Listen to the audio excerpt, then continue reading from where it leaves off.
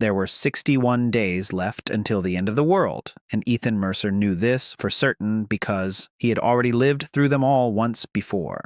In his past life, his own uncle had thrown him out of the shelter on the 40th day of the ashen winter, and he had starved to death in the frozen basement of a stranger's house. Now he had 2 months to prevent that from happening again, and not a single extra hour to waste on doubts.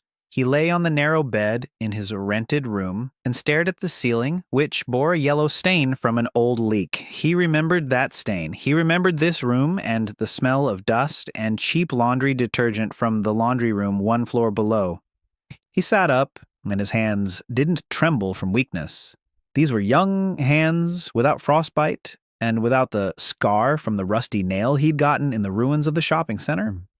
He picked up the phone from the chair. The screen showed August 14th. It was 6:12 a.m. He held the phone and stared at the date for a very long time.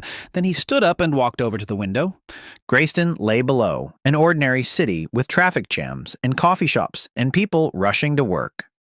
In 61 days, the sky would fall on this city. Debris from the comet would pass through the atmosphere over the northern hemisphere and turn dozens of cities into bonfires. Then the ash would rise. Then the cold would come. Then communications, electricity, and the water supply would go out. Then the food would run out. He remembered how it had been.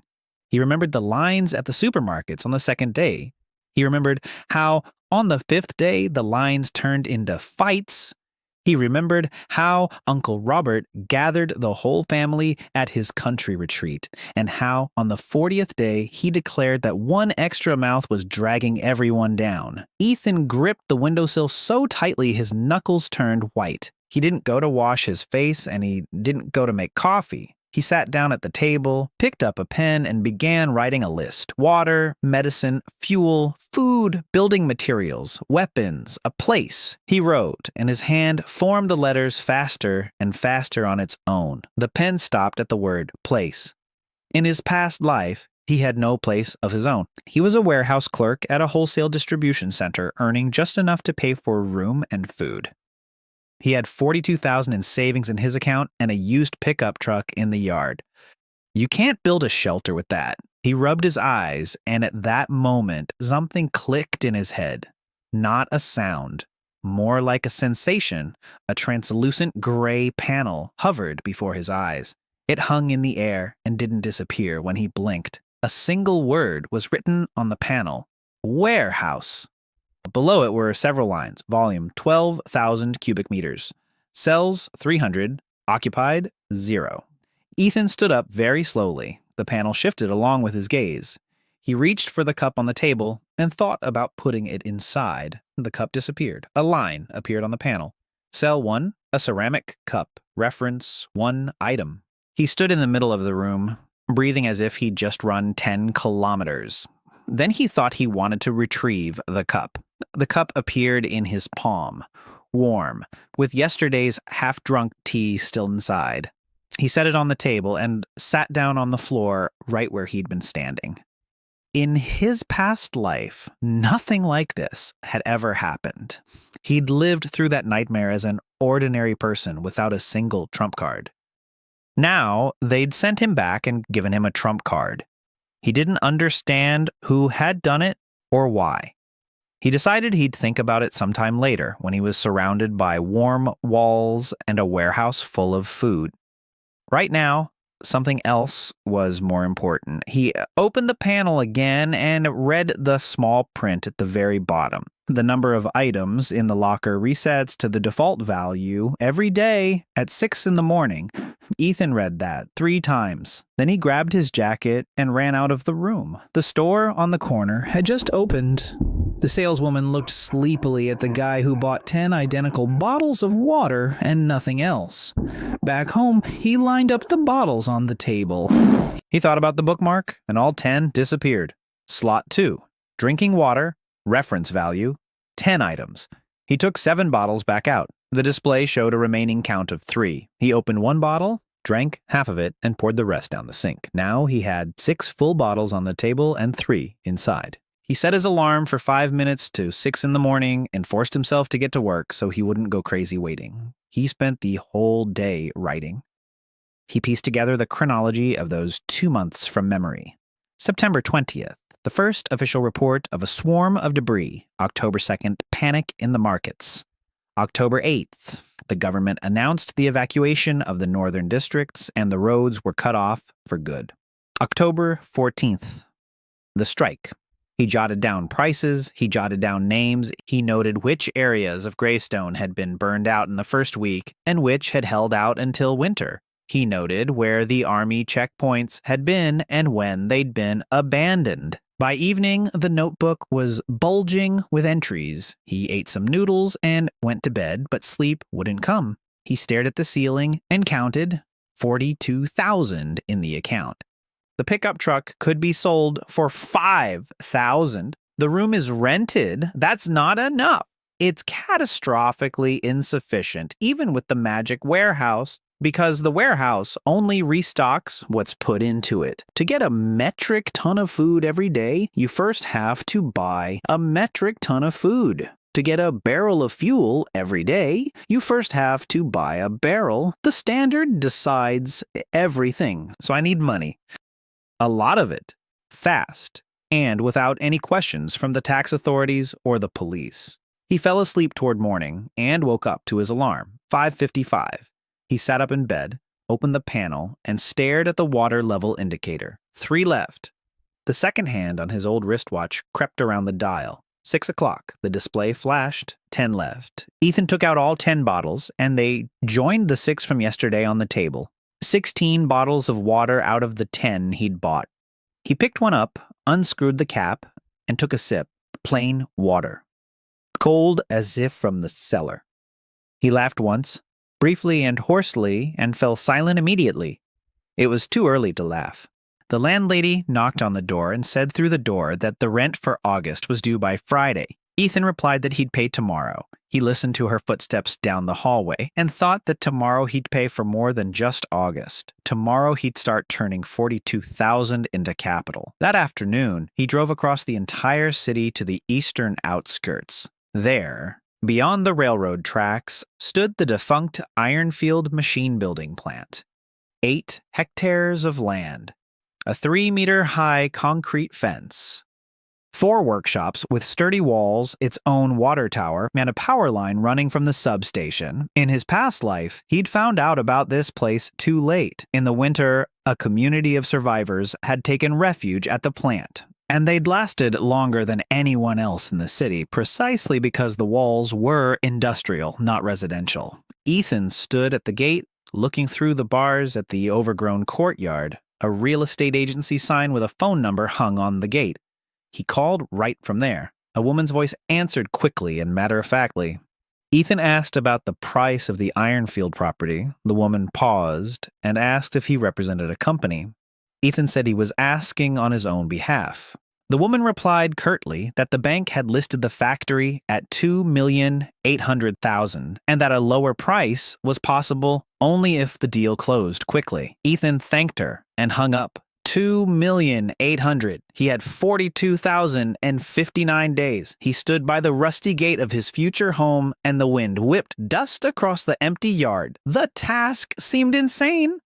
But he'd already nearly starved to death once in a basement, and compared to that, no task seemed daunting. He got into his pickup truck and drove downtown to where the money began. Ethan Mercer was reborn 61 days before the comet debris struck on October 14th and received a spatial warehouse with 300 storage cells, where the number of items is reset to the baseline every morning at 6 o'clock. He tested the warehouse's water supply and pieced together a chronology of the catastrophe from his memories of his past life.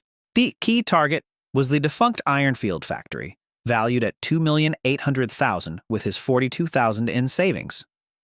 Ethan's pickup pulled up at the pawn shop on Crane Street 40 minutes after he called the realtor. Behind the glass sat a heavyset man with a magnifying glass held in place by an elastic band around his forehead. It was Felix Garrow. the buyer who, in his past life, had traded food for gold right up until his last day, even when the gold was already worthless. Ethan knew the most important thing about him. Felix paid in cash, asked no questions, and looked down on all his customers.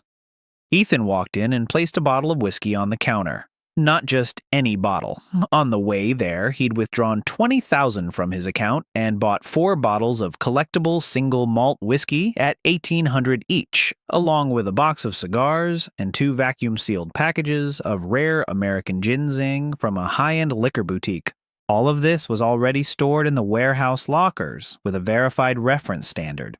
Felix turned the bottle over in his hand and looked at the guy in the worn jacket. He asked where the storekeeper had gotten such merchandise. Ethan replied that he'd inherited it from his grandfather and that he still had plenty of bottles like that. Felix grunted and offered $900. Ethan silently took the bottle from the counter and headed for the door. Felix called out to him right at the threshold and said he'd pay $1,200 per bottle if the goods were genuine. Ethan came back and laid out all 4. Felix inspected them for half an hour. Then he counted out 4 800s in cash and said that if the inheritance didn't run out, he was willing to take 4 bottles a week. Ethan nodded and left. He sat in his pickup truck and did the math. Felix was wrong. The inheritance would never run out. Every morning at 6 o'clock, there would be 4 bottles in the locker again. The cost was 0. But 4 800s a day through a single pawn shop was a drop in the bucket. Felix would start asking questions in just a week. He needed a network. That evening, Ethan mapped it out. 11 pawn shops and buyback stores in Greystone, and another 7 in neighboring Millbrook, an hour's drive away. 3 dealers in premium alcohol that he remembered from his past life, 2 antique dealers. He distributed the merchandise so that no single location would see him more than twice a week. In the morning, he added some high-end items, 8 more bottles of a different brand of whiskey, a box of collectible cognac, a Swiss watch worth $3,000 that he'd picked up at a consignment shop, a gold chain. Each drop-off ate up his cash, and every morning it paid him back with a return rate no bank could ever dream of. The first week flew by in a frenzy. He'd get up at 5:30. By 6, the warehouse was restocked. Until 10, he'd make the rounds in Greystone. Before lunch, he'd dash over to Millbrook. After lunch, he bought new merchandise for the new stores, and in the evening, he collapsed onto his bed, unable to feel his legs. That's how the money grew. By the end of the first week, he had $38,000 on top of his starting capital. By the end of the second week, his daily turnover had reached $11,000. He started a second notebook just for bookkeeping and hid the cash in a warehouse locker because there was no safer place in the world. On the 16th day, what he'd been waiting for happened. Felix wasn't alone when he met him. Standing at the counter was a thin man in a nice suit with poor eyesight. Felix introduced him as a business partner and said that the partner was interested in a supply channel. The man in the suit smiled and said that the young man was selling tens of thousands worth of goods around the city every week, and that such volumes wouldn't end well without protection. He offered protection in exchange for a third of the turnover. Ethan listened, feeling cold and calm inside. He remembered this man, a small-time criminal middleman named Koss. In his past life, he'd been shot in a line for water on the 9th day after the strike. Ethan said he'd think it over and give an answer in 2 days. Koss smiled even wider and replied that it was best not to think about it for too long. Ethan left, and that very evening crossed off the map all the spots where Koss might be waiting for him. The city was bigger than a single middleman's network. He moved his business to Millbrook and online. Listings on collectors' platforms were slower but safer. He also changed the nature of his merchandise. Enough with the whiskey.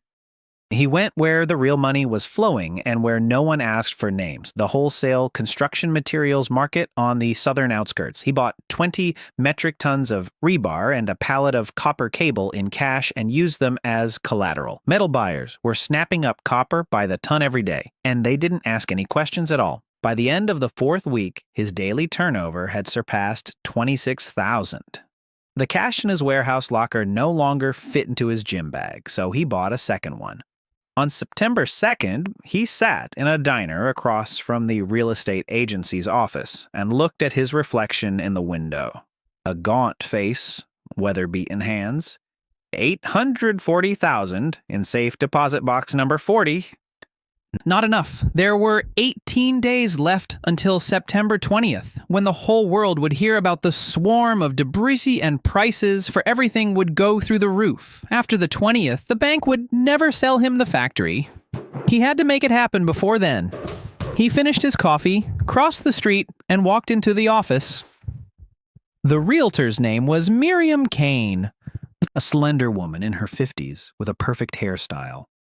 She glanced at his jacket and at his pickup truck outside the window and suggested he look at storage units for rent. Ethan said he'd come about the Ironfield factory. Miriam raised an eyebrow and patiently explained that the property cost $2,800, that the bank would only consider verified funds, and that a viewing would be arranged after the buyer was vetted.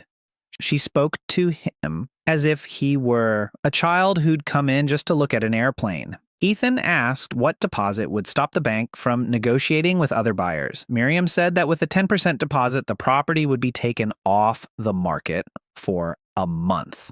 Ethan opened his bag and began laying out wads of cash on her desk. He laid them out silently and evenly, counting aloud only the $100,000 bills. Miriam looked at the wads, and the expression on her face faded bit by bit. First, the condescension vanished. Then her confidence vanished. When the 28th stack landed on the table, she stood up, closed the blinds on the window, and locked the office door. Then, in a completely different voice, she said she would process the deposit today and would personally oversee an expedited background check. Ethan signed the papers and left $280,000 against a receipt and a written record. As he was leaving, he heard Miriam tell someone on the phone that she had a serious buyer for Ironfield and that this was no joke. That evening, he lay in bed and for the first time in a month allowed himself 10 minutes to think of nothing. Exactly 10. Because at the 11th minute, the phone rang and an unfamiliar number revealed Koss's voice. Koss said that 2 days had already passed and that the young man had changed his routes for nothing. He also said that he knew about the pickup truck and the room above the laundromat, and that he'd stop by tomorrow to talk about the future. Ethan hung up and looked at his watch. 11:40 p.m. He packed his things in 15 minutes. Everything of value had long since been stored in the warehouse. He left the landlady 2 months' rent in an envelope under the door and drove off into the night.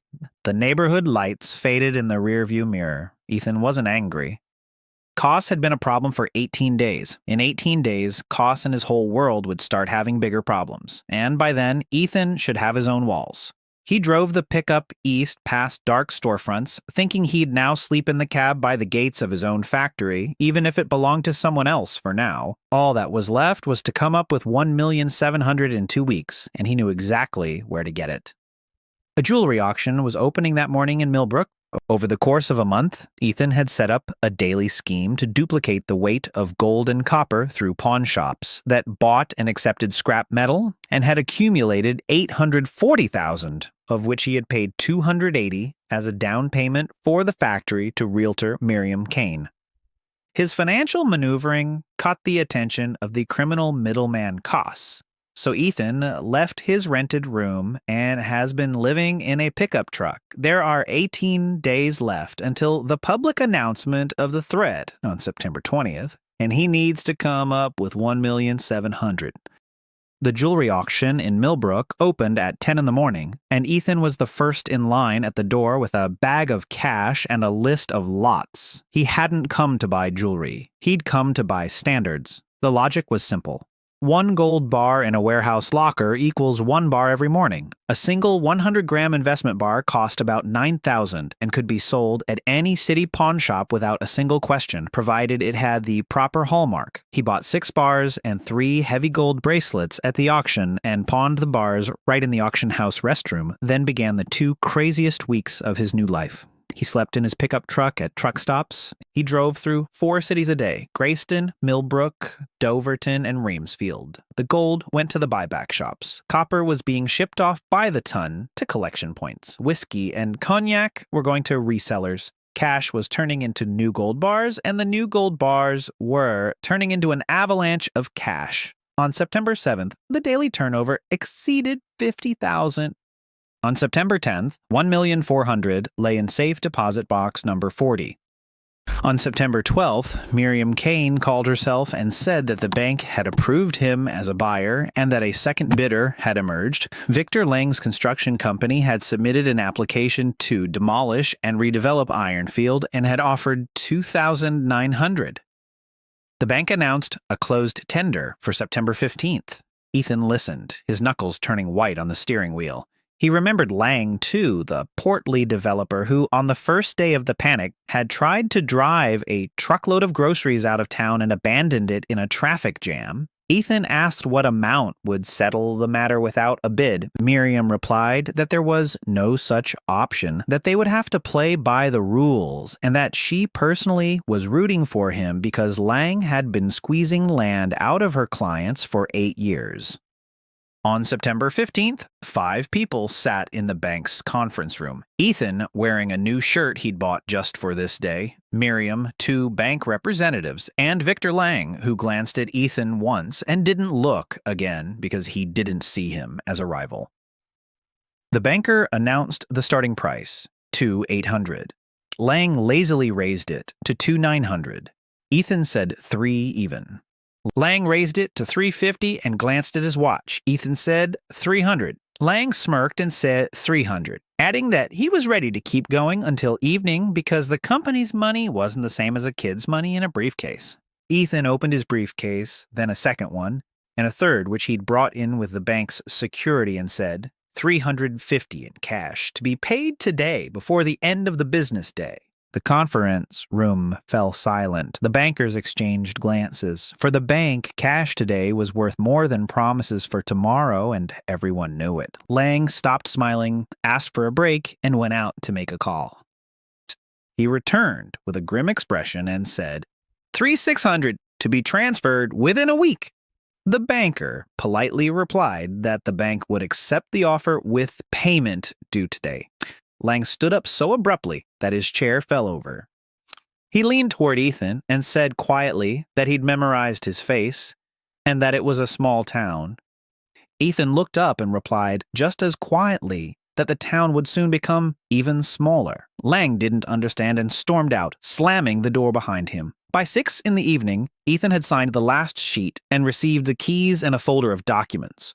Miriam walked him to his pickup truck and, as he was leaving, said that she'd been selling real estate for 30 years, and this was the first time she'd seen a warehouse worker buy a factory in a month, and that she didn't know who he was, but she was betting on him. Ethan shook her hand and said that if she found herself with nowhere to live in a month, she should come to Ironfield and give her name at the gate. Miriam laughed, not realizing he wasn't joking. That night, Ethan slept on the grounds of his own factory in the cab of his pickup truck parked against the wall of the main workshop, and it was the best sleep he'd had in both of his lives. And in the morning, the assembly began, to which he devoted the next 5 days. The first cut looked like this. Ethan walks through the empty main workshop with a flashlight. His footsteps echo beneath the 10-meter-high ceiling as he sets a can of diesel fuel, a bag of cement, and a box of canned meat on the concrete floor, establishing new benchmarks right here because the warehouse now begins right where he stands. Second scene. Trucks from wholesale distribution centers pull into the yard one after another, 20 pallets of bottled water, 40 metric tons of flour, rice, and canned goods, barrels of diesel fuel, rolls of insulation, planks, bricks, 300,000 worth of medications through 3 wholesale pharmacy firms where Ethan introduced himself as a supplier for rural clinics. The loaders carry the goods and grumble that the customer is strange, and by evening, half of what was delivered vanishes into thin air, and the yard is empty again. Third scene. Ethan stands by the electrical panel with an on-call electrician. The electrician shakes his head and says that the substation is operational and the water tower is operational and that the plant is priceless, and then asks why one guy needs so many diesel generators. Ethan replies that he's afraid of the dark, and the electrician laughs and connects the 4th generator. Fourth cut. Night. Ethan is sitting on the roof of the workshop, scrolling through the warehouse panel. 218 slots are occupied. Water for 400 people a day. Food for 600 people a day. Fuel, medicine, cement, rebar, and tools. He looks at the sleeping city on the horizon and, for the first time, thinks not about whether he'll have enough, but about how many he'll be able to bring inside. On the 6th day, there was a knock at the gate. Ethan opened the gate and saw his cousin Dylan. Dylan was smiling that very same smile with which, in a past life, he had closed the shelter door behind him. He said that the family had heard Ethan had bought an entire factory and that Uncle Robert really wanted to talk about a joint family business because families should stick together. Ethan stood in the gateway looking at his cousin and saw not a September day, but a December evening with snow mixed with ash, and his own fingers clenched around the closing gate. He said he was busy, that he had no business of his own, and that the family could stick together somewhere else. Dylan stopped smiling and said that Ethan would regret speaking that way, and that his uncle knew how to settle matters through the right people. Ethan closed the gate. 2 days later, an industrial safety inspection team arrived at the factory for an unscheduled inspection following an anonymous complaint. The inspector walked through the workshops, looking for violations, found none, and grew angry. Ethan walked alongside him, saying nothing. He knew who those right people were. On the evening of September 19th, he sat in the guardhouse by the gate, which he had turned into a living space, and watched the news on his laptop. The anchor was talking about the weather, soccer, and the mayoral election. Ethan glanced at his watch. As far as he could remember, the world would change that morning. The observatory's first report would be released at 6:40 p.m. Altok, local time. By noon, all the news channels would be picking it up, and by evening, store shelves would start to empty. He checked the locks on the gate and lay down fully clothed. At 4 in the morning, it wasn't an alarm clock that woke him. It was a sound, distant and low, as if a bow were being drawn across a giant string just above the horizon. And he went out into the yard. The sky in the east was glowing, not with dawn. 3 thin, fiery streaks slowly stretched across the dark dome above the city, fading as new ones trailed behind them. Ethan stood in the middle of the courtyard, a chill running down his spine. In his past life, the first meteors had been seen on September 25th, not the 19th. The timeline had shifted, and he didn't know by how much. Ethan stood in the middle of the courtyard, watching the fading trails of fire and counting in his head at a speed he hadn't expected of himself. If the sky had come alive 6 days early, then the strike might come sooner too, and all his plans for 3 peaceful weeks of preparation were going up in smoke along with those trails. He returned to the guardhouse, opened his notebook, and rewrote all the deadlines, adding a 10-day buffer. The new date in his calculations was October 4th, and next to it he put 3 bold dots, because now he knew nothing for certain. In the morning, the observatories confirmed the swarm. A news anchor with a haggard look on his face reported that fragments of the comet had passed perihelion unexpectedly, that part of the swarm would cross the planet's orbit in the first half of October, and that the probability of large fragments falling was being refined. By noon, the word refined had disappeared from the airwaves. By evening, the mayor urged people to remain calm, and lines formed outside the supermarkets. Ethan watched the lines from the cab of his pickup truck and felt no schadenfreude. He felt the clock ticking. He no longer needed money. He needed hands and walls. The factory walls were sturdy, but 10 years of neglect had left holes, 2 breaches in the northern section of the fence, the rotten gates at the rear entrance, shattered windows in the workshops at eye level. He couldn't do it alone. He drove to an agency that hired construction crews and paid triple the going rate for urgency, and within a day, 30 people were working at the factory. And here the rule of construction held true because a week's worth of work was completed in 4 days. First, concrete mixers are churning by the north wall, and the gap is filling up with fresh masonry right before his eyes, while the foreman looks at the delivery slips and can't figure out how there are full stacks of bricks on the site again every morning, even though they used up everything yesterday.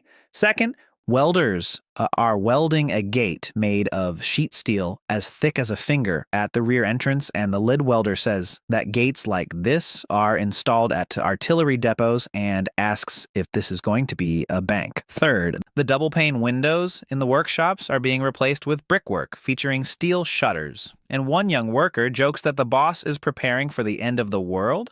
The whole crew laughs while Ethan silently signs off on the work order. Fourth, it's night, the floodlights are on, and Ethan walks alone along the perimeter, plucking coils of barbed wire out of thin air every 50 meters.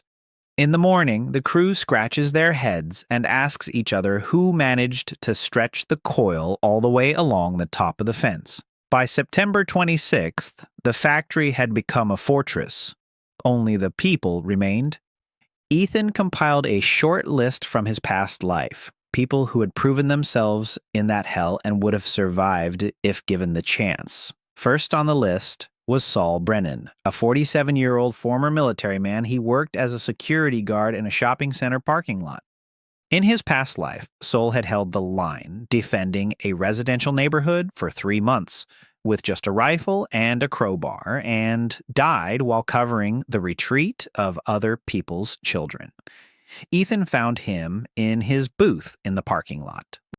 He told him straight out that he was buying his contract for the next year for $50,000 and that the job involved security for the factory and recruiting a security team, and that he could live on the premises with his family. Sol stared at him for a long time, then asked what kind of cargo the factory had that security was needed before the cargo even arrived. Ethan replied that the cargo was the future and that in 2 weeks, Sol would see everything for himself. Sol said the guy seemed crazy, but that money doesn't smell, and the mall pays peanuts. He started the next day and brought in 2 trusted guys. The second was Hugo Rivas, a natural-born mechanic who, in a past life, had salvaged generators from scrapped cars for a field hospital. Hugo listened to the offer and asked if he could bring his mother and younger sister to the factory. Ethan said he could. The third was Ada Kim, a paramedic from the ambulance station. She didn't believe a word of it and agreed only to work part-time on the weekends, and Ethan didn't push her because he knew she'd come on her own in 2 weeks. By September 28th, 11 people were living at the factory, and for the first time in 10 years, the factory was coming back to life. Hugo was sorting through the generators and swearing with joy because the spare parts were arriving faster than he could ask for them. Sol was leading his men on a perimeter patrol and drawing up a guard schedule, and on the evening of the 3rd day, he came to Ethan's guardhouse and placed a sheet of paper on the table. The sheet contained a calculation of supplies for his team and their families to last through a 6-month siege. Saul said he'd been guarding warehouses his whole life and could see how much had been delivered here, and that the math didn't add up because supplies were brought in for a week, yet the storerooms were full every day. He also said he didn't believe in miracles, but trusted what he saw with his own eyes, and that he wanted to know what he'd gotten himself into. Ethan looked at him and decided to tell half the truth. He said that he had a supply line that wouldn't run dry, that this line would remain operational as long as Ethan was alive, and that on October 4th or thereabouts, the city would fall, but the factory would not. Saul was silent for a minute, then he stood up and said he would double the guard posts, and that starting that day, Ethan would not leave the gates without an escort. The skeptic in him died and the garrison commander was born. And on September 29th, Uncle Robert's black SUV pulled up to the gate. Uncle Robert got out of the car wearing an expensive coat with that stern, fatherly expression that Ethan remembered from both of his lives. Aunt Gloria and Dylan followed him out. Robert spread his arms wide and walked toward the gate, saying as he went that the boy had completely drifted away from the family, that in such troubled times family should stick together, that his base outside the city was certainly nice, but the factory walls were more reliable, and that he was generously willing to pool their resources. Ethan stood behind the gate and didn't open it. He asked if his uncle remembered his father's name. Robert was thrown off balance and said, What does that have to do with anything? Ethan said his father's name was Daniel and that when Daniel was dying, Robert didn't come to the hospital because he was busy and that he only remembers Daniel's son when the son has something to take from him. Gloria screamed that he was an ungrateful little bastard. Dylan pulled out his phone and started filming, saying that everyone would see how a relative was tearing the family apart from behind the fence. Ethan looked at them through the bars and spoke quietly. He said that there would be room at this factory for many strangers, but no room for the three of them, and that only he and God knew the reason why.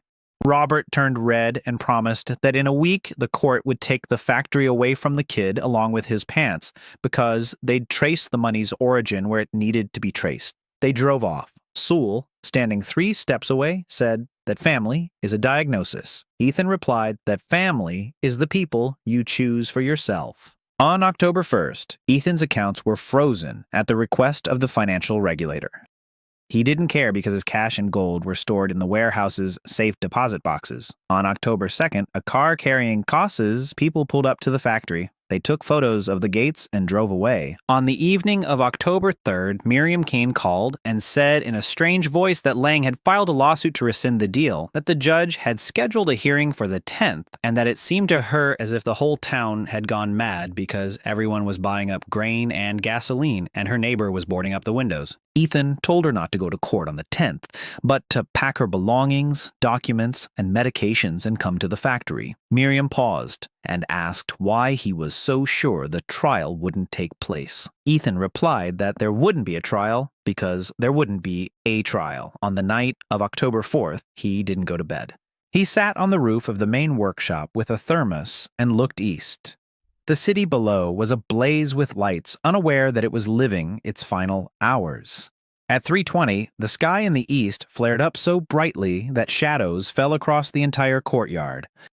90 seconds later, a rumble echoed as if a door the size of a mountain had slammed shut somewhere very far away. Then the flashes came one after another. Ethan climbed down from the roof and pressed the button on the siren that Hugo had hung over the courtyard 3 days earlier. People ran out of the residential building and stared at the blazing horizon. Ethan stood by the siren, his voice steady. He said it had begun. In a week, Ethan had turned the factory into a fortress and assembled a core team consisting of Security Chief Sol Brennan, mechanic Hugo Rivas and his family, and paramedic Ada Kim and Saul had figured out that the supplies were inexhaustible and had uncovered half the truth about the supply channel. Ethan refused to grant refuge to Uncle Robert, Aunt Glo, and Dylan, after which his accounts were frozen, and Lang filed a lawsuit to rescind the deal with a hearing set for October 10th. On the night of October 4th, strikes began on the eastern horizon, and Ethan put the factory on alert. People stood in the courtyard and looked east, where, beyond the city's black silhouette, flashes rose one after another, and Ethan gave them exactly 1 minute to be afraid.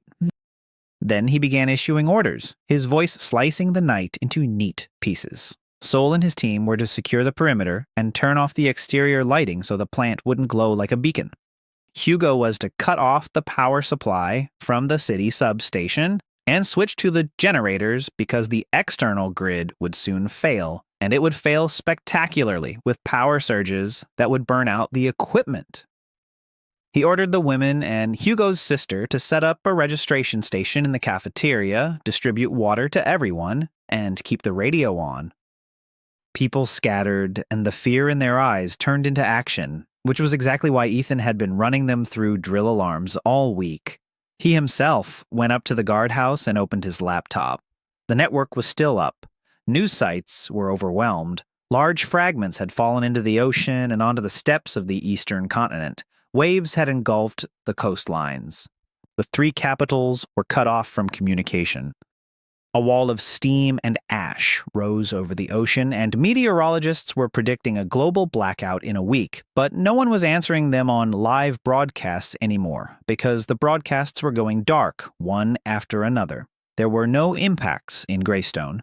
Ethan remembered that in his past life, too, it wasn't rocks that had destroyed the city. The city had been destroyed first by panic, then by cold, and then by hunger. At 6 in the morning, the warehouse was restocked, and Ethan, standing in the middle of the main workshop, watched as the lines on the panel filled with whole numbers and felt his back straighten. 218 full cells, his artillery. At 8 in the morning, the city's power flickered for the first time. At 10, it flickered a second time, and didn't come back on half the streets. By noon, the first car pulled up at the factory gates. Miriam Kane stepped out of the sedan with a single suitcase and a box of documents and looked at Ethan through the grill with a lingering gaze. She said she'd driven through downtown and that at the supermarket on 8th Street, people were smashing the storefront windows while the police stood by and watched because there were only 4 officers for a crowd of 400. She also said that all her life she'd considered herself a smart woman, but it turned out the storekeeper with the bags was the smart one. Ethan opened the gate and said her name was on the gate as of today. By evening, Ada Kim arrived. She didn't bother to explain anything. She unloaded 2 trunks of medical supplies from the station out of her car and asked where to set up the first aid station. Ethan pointed to an annex to the workshop where cots and medicine cabinets were already set up, and Ada opened a cabinet, froze, and stood there like that for about 10 seconds. Then she asked where he'd gotten his supply of insulin and antibiotics, which weren't available at the city hospital. Ethan replied that there would be a new supply every day and that from now on it was her supply. On October 5th, the city held on by a thread. On the 6th, the exodus began. The highway south was gridlocked with those who believed things were better somewhere out there.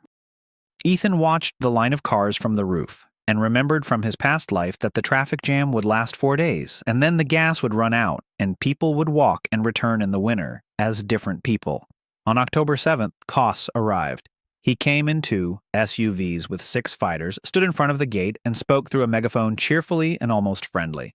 He said that times had changed, that the old offers were canceled, and that now there was only one offer. The factory would become communal, and the young man would remain there as the superintendent under the new owners. Saul, up in the watchtower, cocked his rifle and looked at Ethan. Ethan took the megaphone and replied that the factory would accept people who were willing to work and live by the rules, and that for Koss and his men, the rules were simple. Put your weapons on the ground, hands on the gate, and a 1-month probationary period on equal terms. Koss's men laughed. Koss laughed too, but his eyes didn't laugh because he knew how to count the walls, the barbed wire, and the gun barrels on the watchtowers. He said he'd remember the answer and would return when the young man got hungry. The vehicles drove off. Saul climbed down from the watchtower and said they'd be back with a crowd. Ethan nodded and said that by that day, they'd have a crowd of their own. On October 8th, the first ash began to fall. It fell in sparse gray flakes resembling dirty snow, and people in the city came out of their homes and caught it in their palms, not yet realizing that this was the sun's funeral. The temperature dropped 6 degrees in a single day. Ethan opened the gate to admit visitors, but not wide open. He set up a table by the gate, and Miriam sat at it with a logbook because 30 years of dealing with people had taught her to see right through them. The rules were posted on a sheet of tin on the gate. The facility accepts families with children, people in blue-collar professions, and elderly people with their grandchildren. Every adult works. Weapons must be turned in for safekeeping upon signing a receipt. Theft and violence result in immediate expulsion without exception. The first day brought in 11 people. The second day brought in 34. People arrived covered in gray ash and couldn't believe their eyes when they were given hot meals and clean water without restriction. They whispered to the longtime residents, asking how many days the supplies would last. And the longtime residents replied that the supplies here never ran out. The newcomers nodded, still skeptical, but the next morning they saw the full pantries and stopped asking questions. On October 9th, the lights went out across the entire city for good and never came back. At night, from the roof of the workshop, all that could be seen were fires and the headlights of the occasional car, and the factory remained the only island of steady electric light in the entire eastern part of Grayston. Ethan ordered the floodlights to be shielded so that the light wouldn't shine into the sky. On October 10th, the day of the trial that never took place, a man in a torn, expensive coat arrived on foot at the gates. Victor Lang had aged 10 years in a week. He stood in front of the gate, looking at the rules sign, the line of families, and the young man whom, a month ago, he hadn't considered a rival. He said his office had burned down, that the security guards had fled with his own money, that he knew how to manage construction sites and people, and that he was asking for a job. Not a steak. A job. Ethan looked at him for a long time.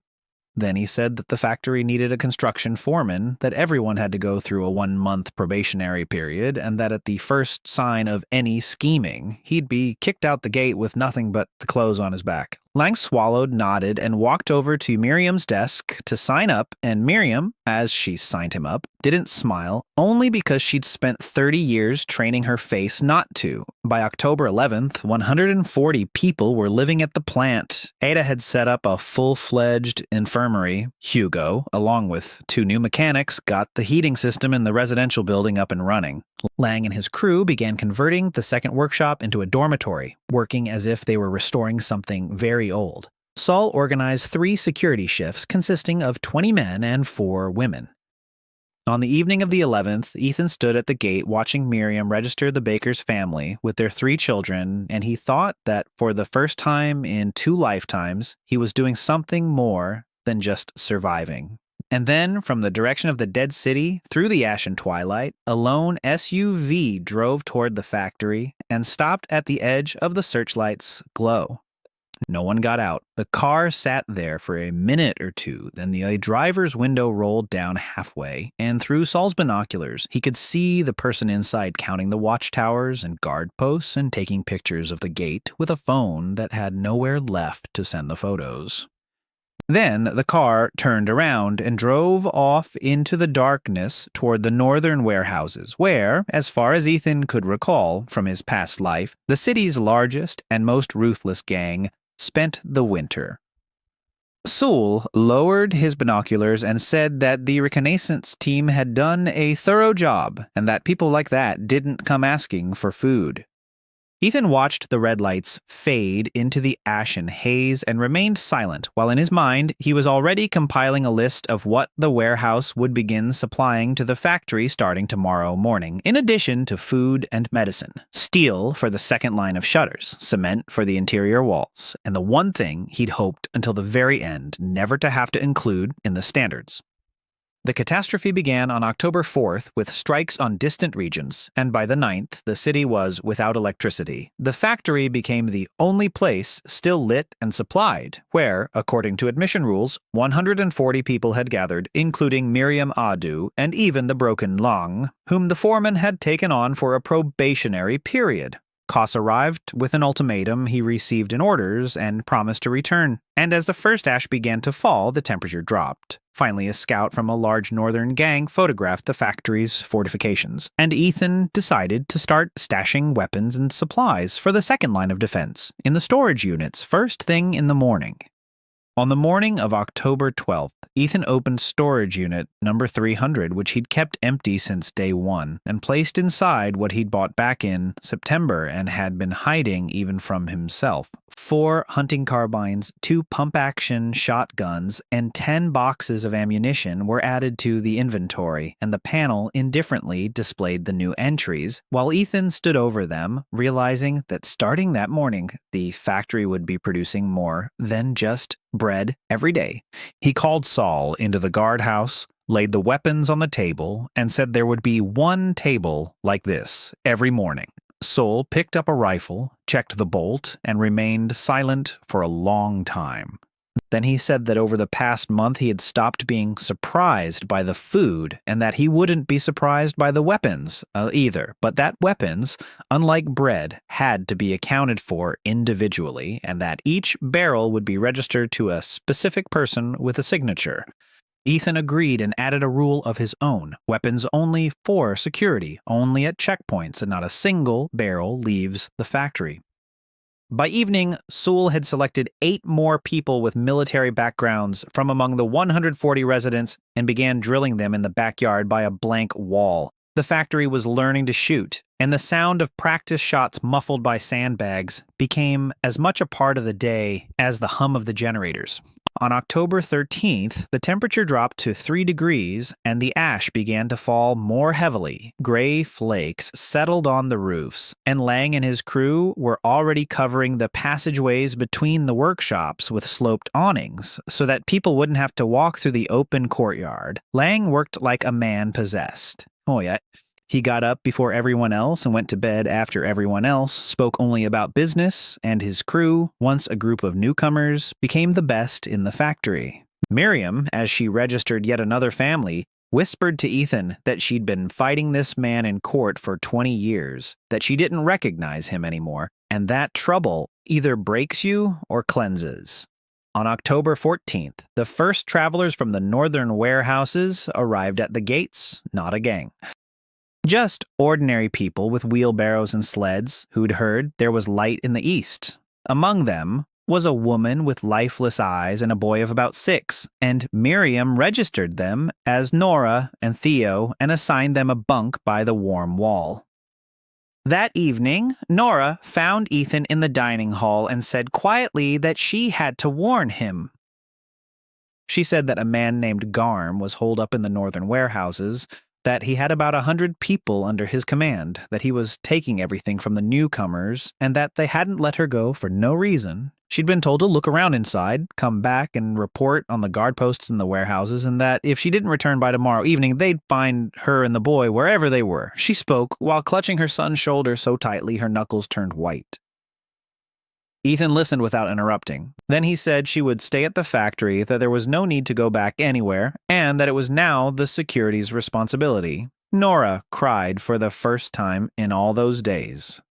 Ethan left the cafeteria, found Saul, and relayed the conversation word for word. Saul said that meant they had at least a week before Garm realized the scout wouldn't be coming back, came to terms with it, and got his act together. He was off by 4 days. On October 15th and 16th, the factory was busy installing the second production line, first cut. Lang pours concrete blocks into the formwork right in the courtyard, and the blocks form an interior wall, separating the living quarters from the gate area.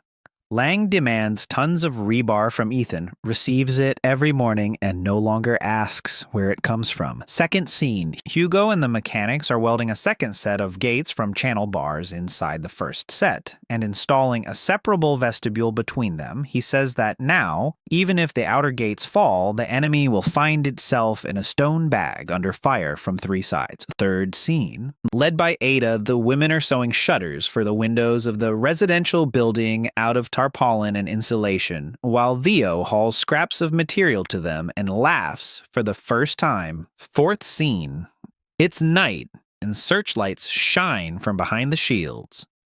Sol is leading the new riflemen to the watchtowers, and at each tower, a box of ammunition, a thermos, and a list of sectors appear. On October 17th, at 6 in the evening, headlights appeared on the road from the direction of the city. Lots of headlights. Saul counted 11 cars and 2 trucks and sounded the alarm. Within 4 minutes, the plant was on high alert according to the schedule they'd been rehearsing for a week. Women and children took cover behind the concrete wall in workshop number 3.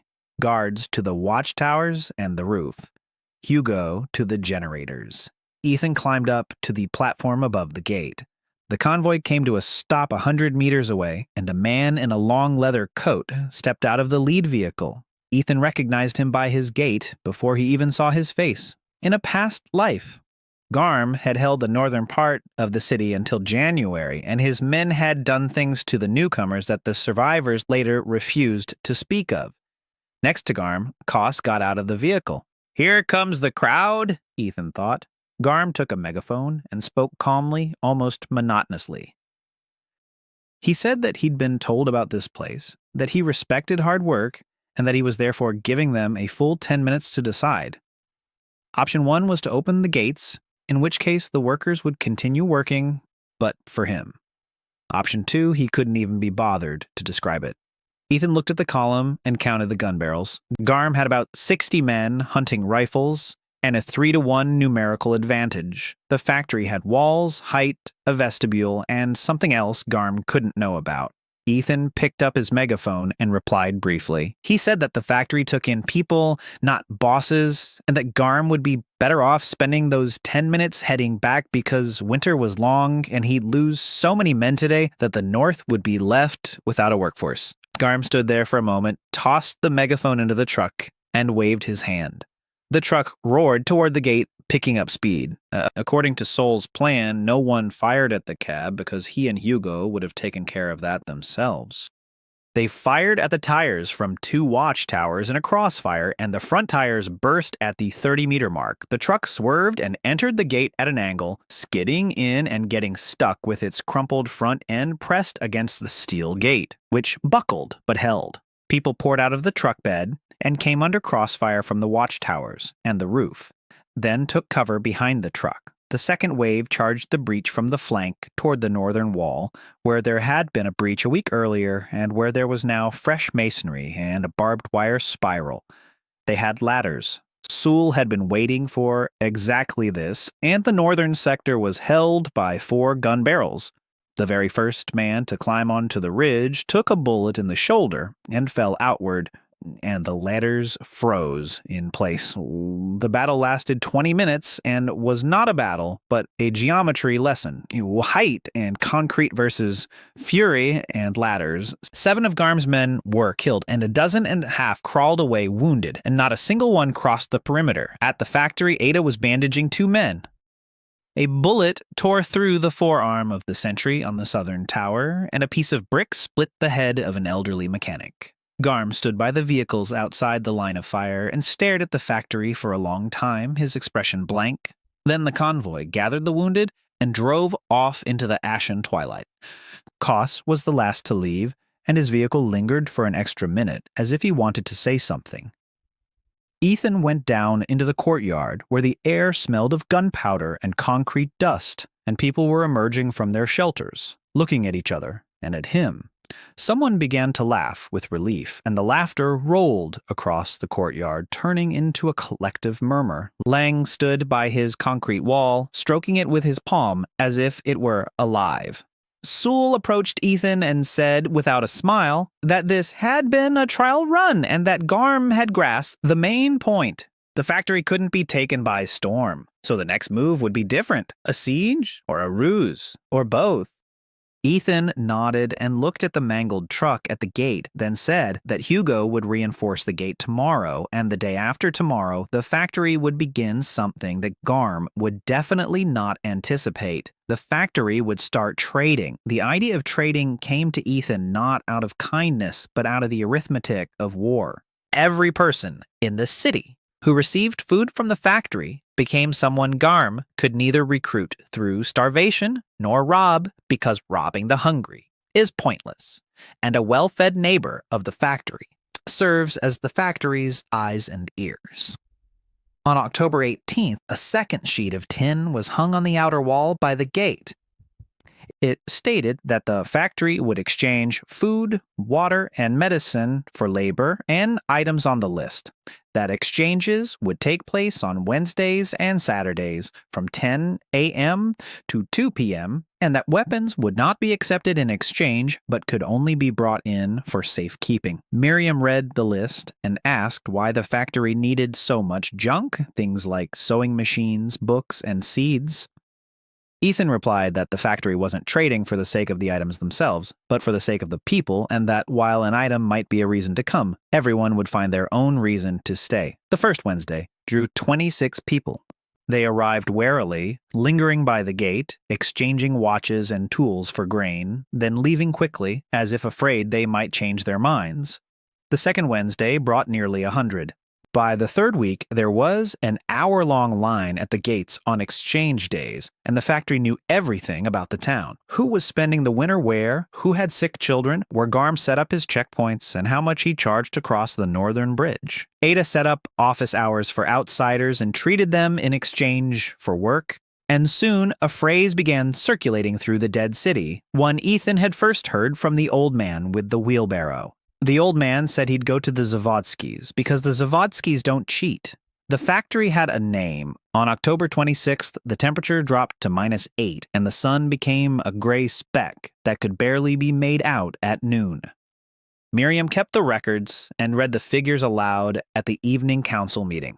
There were 207 residents at the plant. Over the past month, 60 more had been accepted through fermentation. The warehouse reserves provided food for 600 people and water for 400, and as Ethan listened to her, he made a note in his notebook that it was time to increase the water reserve because the gap was shrinking. By that time, the council had become a nightly affair, and its members included Saul, Miriam, Ada, Hugo, and more recently, Lang, whom Ethan had brought in after the assault because Lang's wall had saved lives. At that same meeting, Sol reported an oddity. His external observers had noticed that, for the third day in a row, the people of Garm had not harmed the travelers heading toward the factory. They were letting them pass and even showing them the way. Sol said that unearned kindness from such people was worth more than earned malice, and that he didn't understand the game. The game began 2 days later.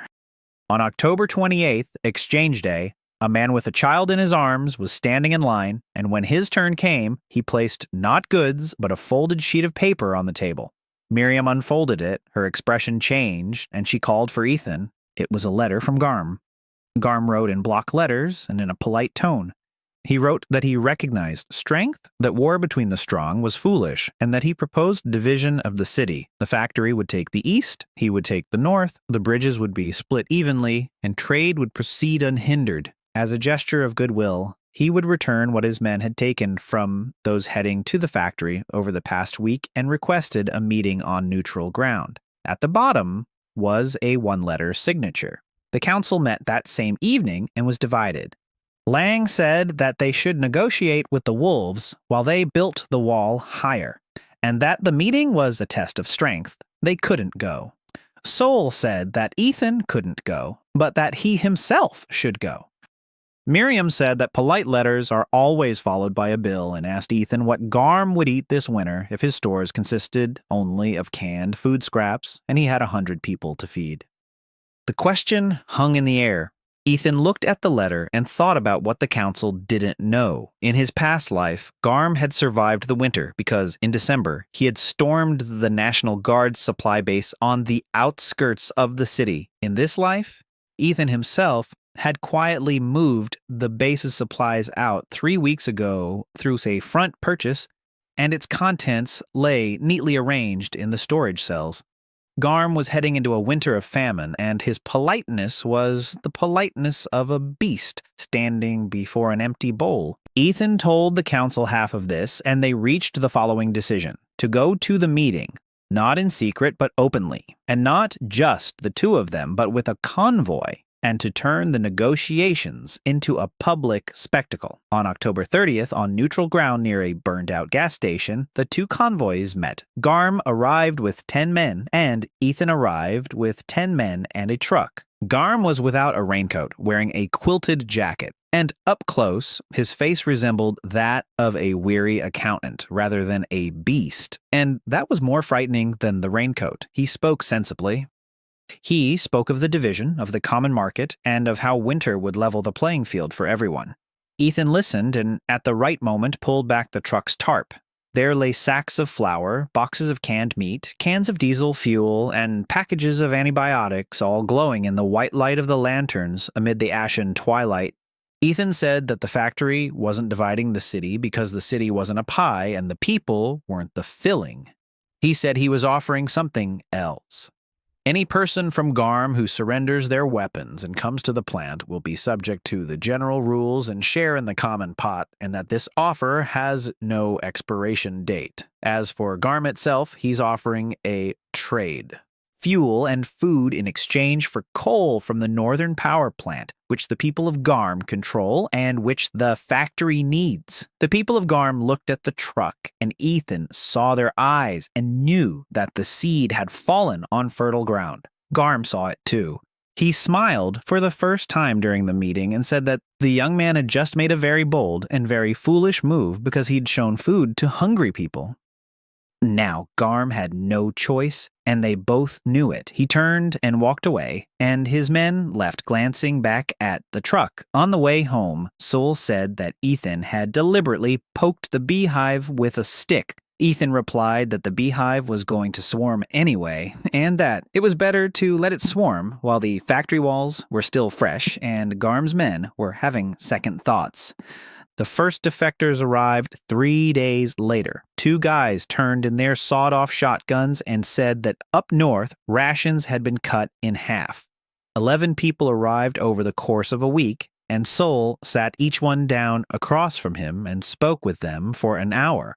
He turned 2 of them away because their eyes weren't right. Garm replied on November 4th. That night, on the Barter Road, half a kilometer from the plant, they found an overturned wheelbarrow and 2 frozen old men who had been on their way to barter.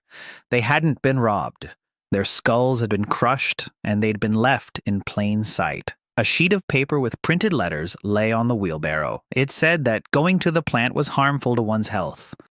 In the morning, everyone in line saw that wheelbarrow, and the line that Wednesday was half as long. Ethan stood at the gate, looking at the thinned-out line, and felt that cold, heavy sensation rising inside him, the part of himself he didn't like and remembered from his past life. Garm couldn't take the factory, so he began to kill the road leading to it. That evening, at the council meeting, Ada demanded guarded corridors for the walkers. Sol said he didn't have enough people to guard kilometers of road, and that a corridor was a trap for his own patrols. The argument went on for an hour and was ended by Lang, who had spent his whole life solving problems with earth and concrete. He said that if the road couldn't be guarded, then the road needed to be shortened. The factory could open an exchange point not at its own gates, but in the city itself, in a building that could be fortified and where people would be protected by walls just 300 meters from their basements. The point could be supplied by a convoy once a day. Ethan listened, and a map of the city from his past life appeared before his eyes, and a dot lit up on the map. The old fire station on 8th Street. Brick, a garage, and a watchtower. He said that Lang had just come up with the idea for the first trading post, and that in a week the factory would have an outpost in the heart of the city. Sol rubbed his face with his palm and said that now he'd have a headache managing 2 locations. Ethan replied that by spring there would be 5 locations, and he'd better get used to it. The factory launched trade days and became known in the city as the Factory People, gathering information and trust through trade, while the population grew to 207 people. Garm proposed dividing the city, but at a meeting at the gas station, Ethan rejected the proposal, showcased his abundance, and lured away defectors, knowing that Garm had been left without winter supplies, which Ethan had bought up in advance. In response, Garm began killing travelers on the trade route, and the council decided to open a fortified trade outpost in the old fire station on 8th Street. The fire station on 8th Street was taken not by force but by speed. On November 7th, before dawn, 2 trucks and 30 men approached the building, and by noon, Sola was already stationed on the tower as a lookout, while Lang was marking the garage doors to be welded shut. The building wasn't entirely empty. 4 families who had lost their homes in a fire were spending the winter in the basement, and Ethan went down to see them himself and told them they had 2 options, both of which were good. They could stay and work at the trading post or go to the factory under the standard terms. Everyone stayed. The construction took 6 days and was completed in 4 phases. Phase 1. Lang's crew is laying bricks in the first floor window openings, leaving loopholes, and Lang walks along the wall with a plumb line, grumbling that before the war, he would have made them redo the masonry for such a rush job, but now it'll do because a bullet isn't a foreman. Second, Hugo runs a power line from the generator, and the only streetlight in the entire block lights up on the facade. By evening, people are already gathering around the light just to stand in the circle of light. Third, Miriam brings a sheet of rules and hangs it above the gate. People in line take turns reading it aloud, and the word Zavodskoye is repeated by those in line like a password. Fourth, it's night, and the first supply convoy is heading from the factory with its headlights off. Sol is sitting in the lead vehicle and changes the route 3 times on the fly. The outpost has come to life and become a magnet. 400 people passed through it in the first week. People came and went, sought treatment, warmed themselves, left, returned, and brought others with them. Ethan appointed Nora as head of the outpost because she knew the Northerners by sight and could sniff out infiltrators like a dog sniffs out gunpowder. She accepted the appointment in silence. But that evening, she went to Ethan and said that Garm would not forgive the trading posts because it stood on the border of his land and was cutting into his tolls at the bridge. Ethan replied that that was exactly the plan. Garm was losing land not to bullets, but to the light of the lantern, and he had to go out, make decisions, and make mistakes. Garm made his decision on November 13th. At noon on the day of the exchange, a truck pulled up to the trading post, and 3 bound men were thrown out of the back onto the snow in front of the line. They were defectors whom Sul had turned back at the checkpoint and who had headed back north. Their arms were broken, and each had a sign hanging from his chest in which it was written in block letters that this would happen to anyone who looked east. The truck drove off before the sentries on the tower received permission to fire because Sul had strictly forbidden shooting over the line of people. That evening, the council yelled at each other for an hour. Sul demanded a raid on the north while Garm's people were starving. Ada screamed that a raid would mean dead bodies on both sides and that the factory was meant to heal, not bury. Ilang pounded his palm on the table and said that wars are won not by those who are braver, but by those who can wait. Ethan listened and remained silent, thinking about what he'd been keeping to himself for the entire month. In his past life, he'd known Garm only by rumor, but there was one rumor he remembered clearly. In January, a third of Garm's men had deserted him after he shot his own assistant for suggesting they negotiate with the factory community. The beast devoured its own when the spoils ran out on the outside, so they had to make sure the prey outside ran out completely and faster than in that previous life. Ethan raised his hand, and the council fell silent. He said there would be no raid and that the factory would take a harsher approach. The factory would announce an amnesty and a reward to the Northerners. Anyone who came with a weapon and surrendered it would receive double the winter ration for their family. Anyone who brings another person with them would receive triple the ration. Messengers would carry the proclamations and post them in all the markets, and Garm wouldn't be able to tear them all down, and, more importantly, wouldn't be able to erase them from people's minds. Sol asked what was stopping Garm from sending 50 of his own men with the amnesty and staging a massacre from within. Ethan replied that hunger was the obstacle. A man who eats his fill doesn't bite the hand that feeds him, and a man of Garm's who survives a week on factory rations is no longer one of Garm's men. Nora and Sul would be checking each one face to face. The amnesty was announced on November 15th, and the North began to pour in. At first, they trickled in 2 or 3 at a time, at night across the wastelands. Then the trickle became a river.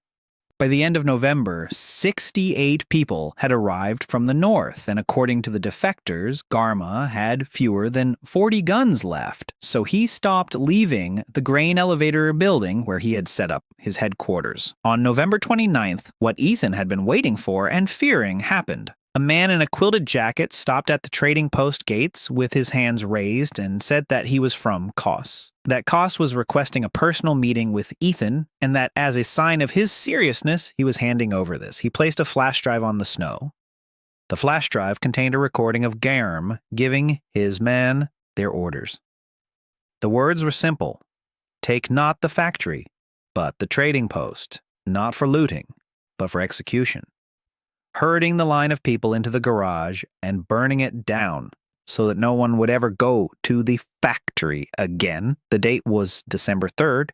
Ethan scheduled the meeting with Kos on neutral ground, and Kos arrived alone and looking older. He said he'd recorded the conversation himself because he'd been burned. He'd spent his whole life making money off living people, but Garm was planning to make money off the dead, and that was a difference that, to his own surprise, Kos couldn't stomach. He didn't ask for a spot at the plant. He asked that, once it was all over, they let him head south with his car and some gas. Ethan looked at him for a long time and asked why he believed Ethan wouldn't shoot him right there for all the good he'd done. Koss gave a crooked smile and replied that a man who feeds other people's old folks only shoots when he has to. On December 3rd, the outpost greeted Garm with emptiness. No lines, no staff, just open gates, lights, and silence. Garm's 40 men entered the garage and heard steel shields pre-hung on tracks slide into place behind them. They found themselves trapped in a stone bag under fire from the gallery where Saul's snipers, who had entered the building the day before, were positioned. Ethan stepped out onto the gallery and spoke down through a megaphone. He said that everyone below had heard the order they'd been given and that the factory had heard that order as well.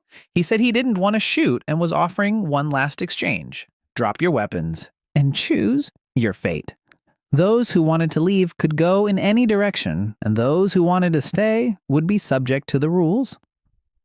A long silence hung over the crowd below. Then the first automatic rifle clattered against the concrete. The rest followed in quick succession.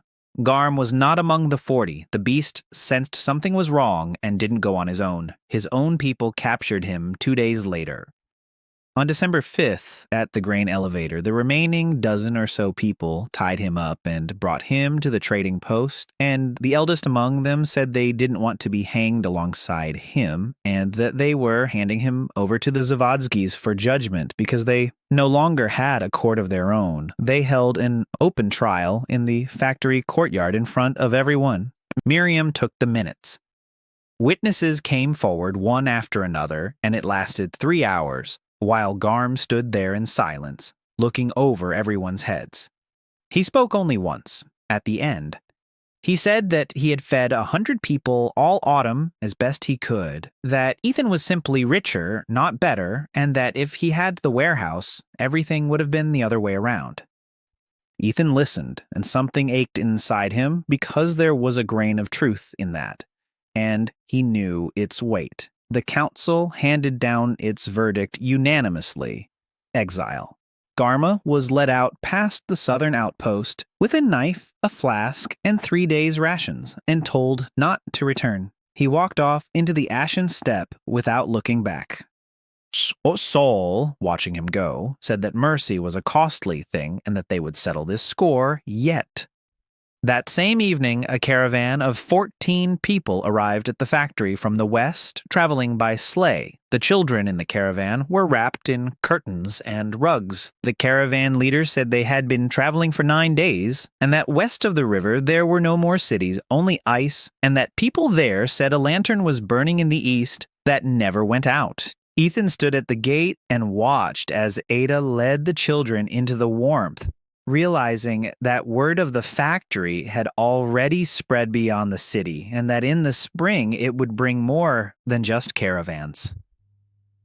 The factory opened and fortified a trading post on 8th Street led by Nora, and through an amnesty offering double rations, undermined Garm's power by luring away most of his men. Koss defected to the factory's side, handing over the written order to burn down the trading post, and the ambush on December 3rd ended with the bloodless surrender of 40 fighters, after which Garm was betrayed by his own men and a public trial sentenced him to exile in the steppe. News of the factory's ever-burning lantern spread beyond the city limits, and the first long-distance caravan arrived from the west. December crushed the city with cold, down to -26, and the sky could no longer distinguish day from night. In this gloom, the factory ran up against its own limits for the first time, not the enemy's, but its own ceiling. On the evening of December 9th, Miriam laid the ledger before the council and recited the figures that Ethan himself could feel in his bones.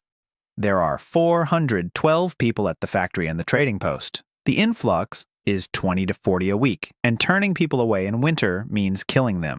Food rations are calculated for 600 mouths, and at this rate will hit the limit by the end of January. Hugo added his 2 cents. The generators were guzzling diesel, and the fuel allocation was barely covering the current load.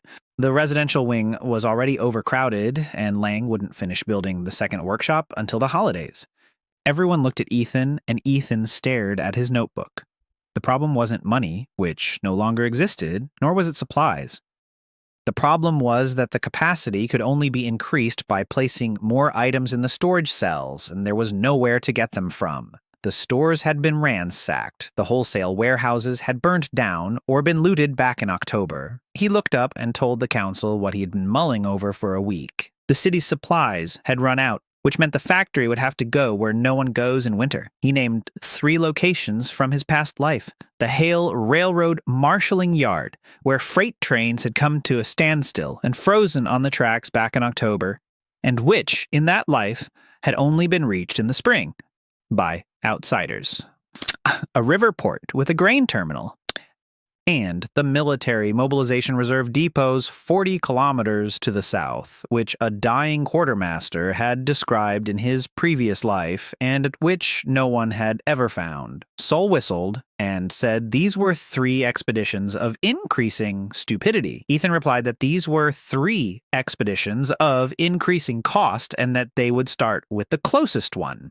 They set out for the marshalling yard on December 12th with a crew of 20 men and 2 trucks.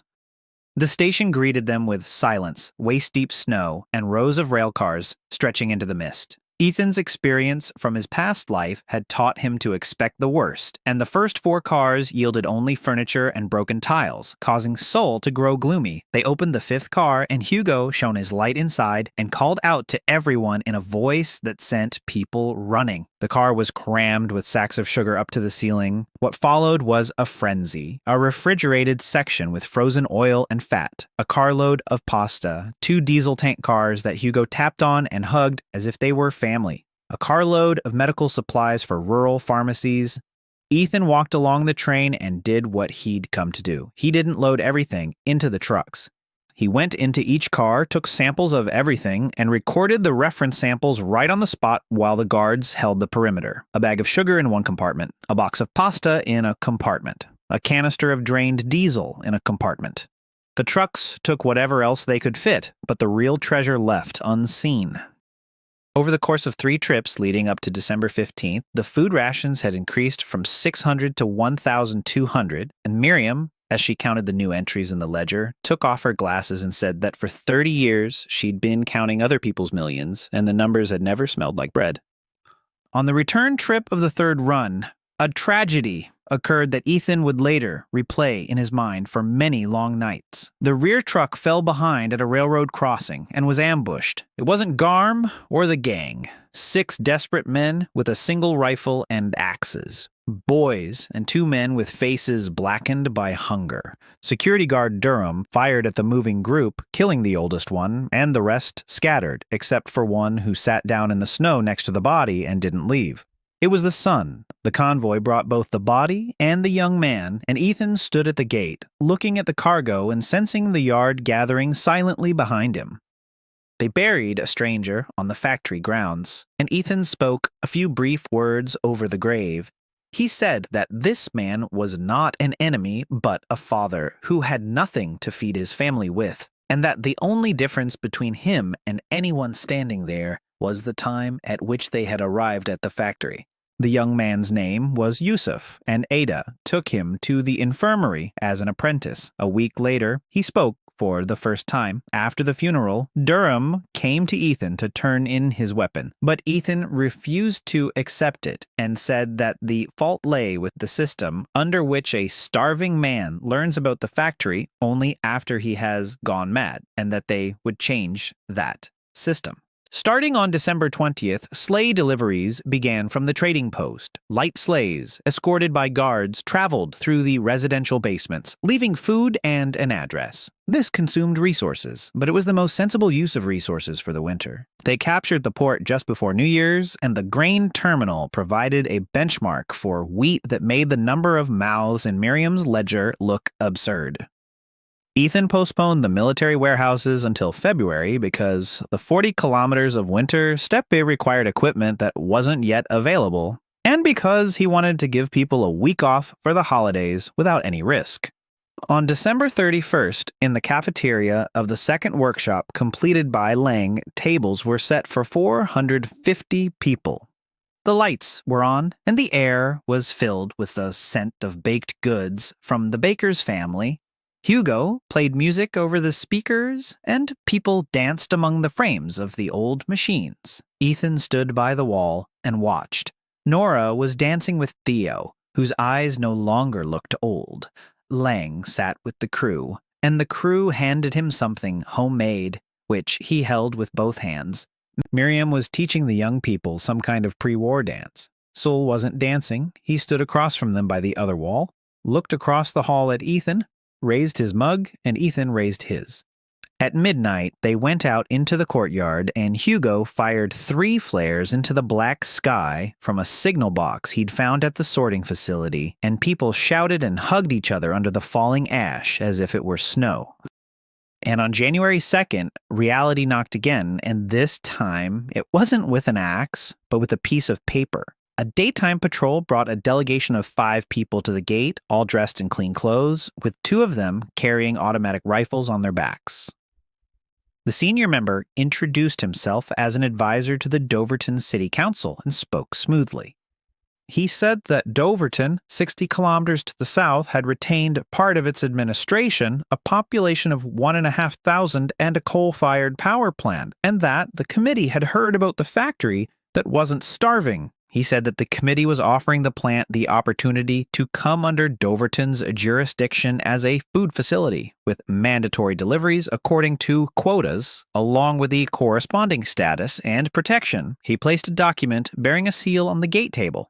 Ethan read the document and, behind the smooth words, sensed the old world that had died, though he did not fully understand it. Rationing, surplus, confiscation, authorized officials. He looked up and asked how the committee intended to defend a plant from which 100 guns had been unable to seize food that fall.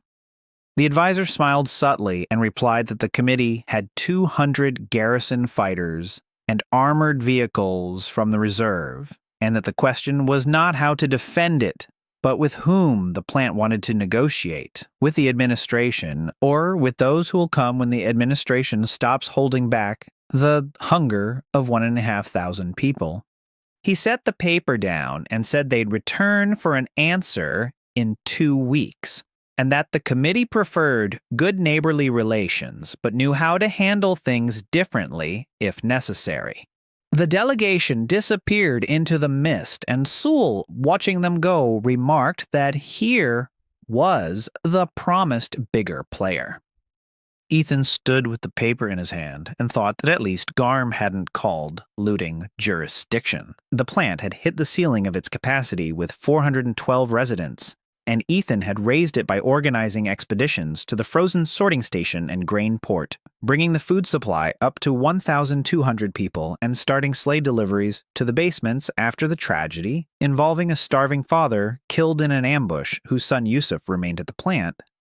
Military warehouses 40 kilometers away have been postponed until February. On January 2nd, a delegation from the surviving Doverton administration, accompanied by a garrison of 200 soldiers and armored vehicles, demanded the factory's surrender along with a food rationing order, giving 2 weeks to respond.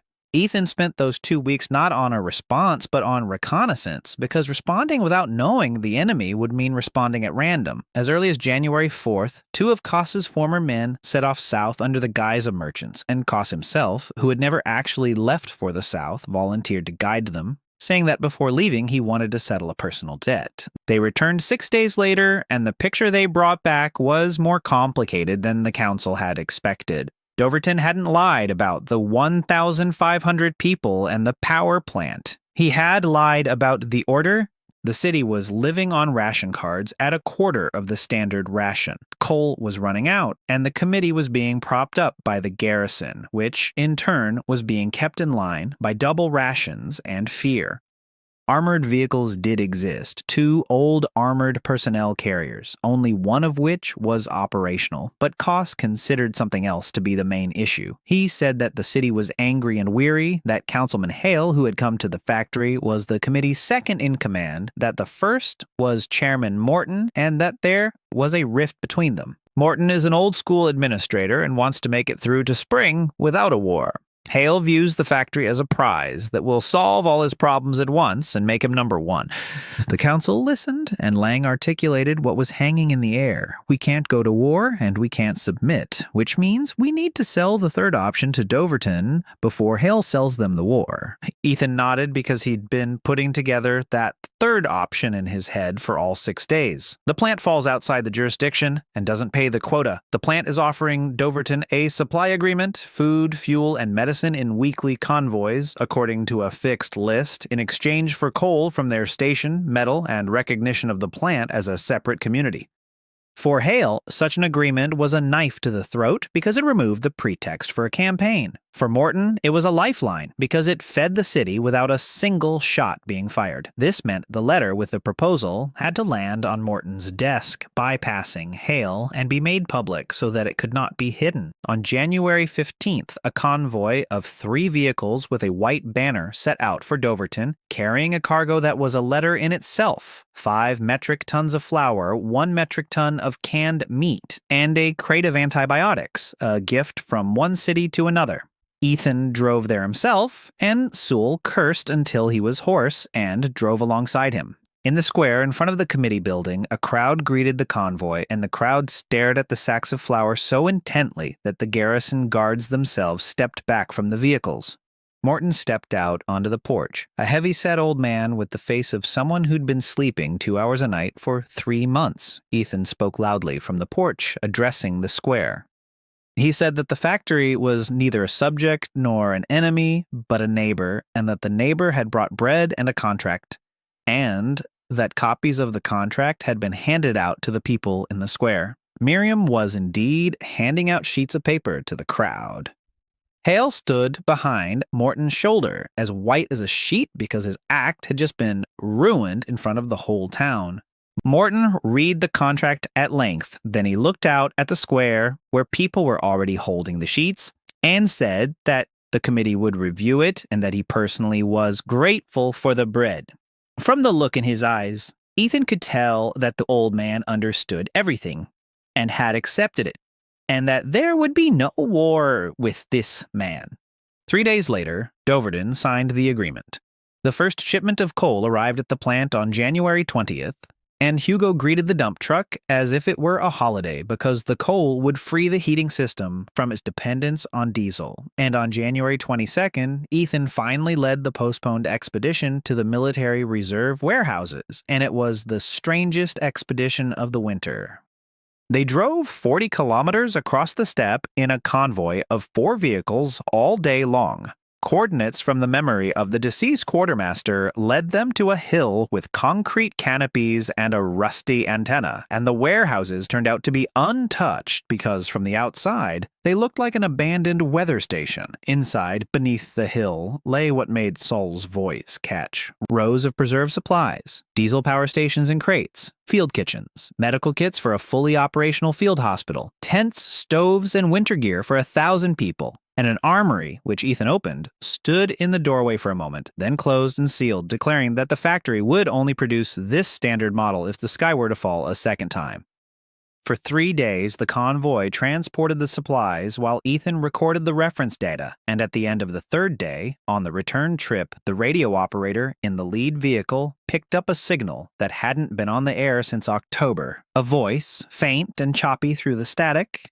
A woman's voice repeated a call sign and coordinates, along with words to the effect that a group of 112 civilians was stranded on a frozen train in the steppe near the Cold Creek Junction, that they had no fuel and no food, that the children were dying, and that if anyone could hear them.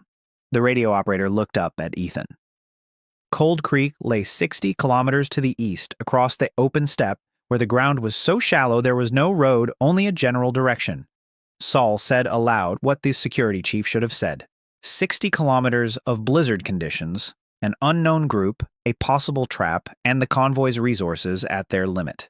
Ethan listened and replied that last time, the man who decided whether to let strangers in to warm up had decided not to, and that Ethan knew from the inside how that ended. The convoy unloaded at the factory, and a day later a reinforced caravan of 6 vehicles with sleds and stoves set off eastward, with Ethan once again leading the way. They found Cold Creek by the end of the second day, guided by a column of smoke. The train stood frozen solid up to its axles, and in 2 cars they were burning furniture. The people inside were no longer gray, but waxy. The group of 112 had dwindled to 107 because the steppe had claimed 5 of them while help was on its way. The caravan's doctor and Yusuf worked in the cars around the clock. The return journey took 3 days, and the factory greeted the convoy with its entire staff. People were carried out and led into the warmth, and Ada took command of the infirmary, which had been expanded to span the entire length of the workshop. The eldest of those rescued was that very woman with the radio, a communications engineer named Selma, who had kept 100 people alive for a month on sheer willpower alone. After resting up, she found Ethan and said she had no words to express her gratitude, but she had something better than words. She said that before boarding this train, she had worked at a government communications hub, and that before the end, reports had passed through the hub that were not shown to civilians. She said that the fall of debris had not ended in October. The bulk of the swarm had passed, but orbital calculations predicted a second wave of debris for the spring, and the authorities knew this, but kept quiet to avoid causing further panic. She remembered the date range, late April. Ethan stood there listening, and the world around him made the same quiet shift it had in August at the sight of the gray panel. He asked how large the fragments were. Selma replied that they were smaller than the ones in October, but that the October ones had fallen into the ocean and the steppe, and no one knew where these ones would land. That evening, Ethan convened the council and relayed Selma's words verbatim. The council remained silent for a long time. Then Lang said hoarsely that this meant everything they had built was just a rough draft. Ethan glanced around the table. Sol, Miriam, Ada, Hugo, Lang, Nora, and he saw not panic on their faces, but weary resolve, and he understood that these people were no longer a crowd behind the walls, but a backbone. He said that drafts are written so that a final version can be written later. The plant has 3 months, standards for 1,200 mouths, Doverton, Coal, and Mobrizer warehouses. By spring, the plant must be able to survive the second sky, underground. He unfolded the plan on the table that he'd sketched out back in December, and on the plan beneath the main workshop lay the old bomb shelters of the Ironfield plant, marked in Miriam's documents. The council leaned over the plan, and the night outside the guardhouse's windows lay black and still. Only in the east, over the steppe, did a green glow, one that hadn't been there before, flicker faintly and ominously.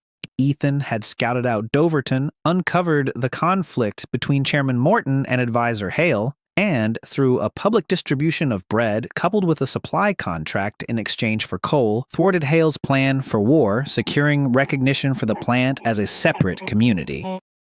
An expedition to the untouched military supply depots of the Mob Reserve yielded standard issue hospital equipment and supplies, while Ethan sealed the armory without looting it. The caravan rescued 107 people from a train frozen solid near Cold Creek, and Selma, the senior communications officer among the survivors, reported a second wave of debris, concealed by the authorities at the end of April, after which the council began preparing an underground shelter in the factory's old bomb shelters, while a strange green glow appeared in the east. The green glow over the eastern steppe had not disappeared by morning, and this became the first task of the new day, taking precedence over all plans for the shelter.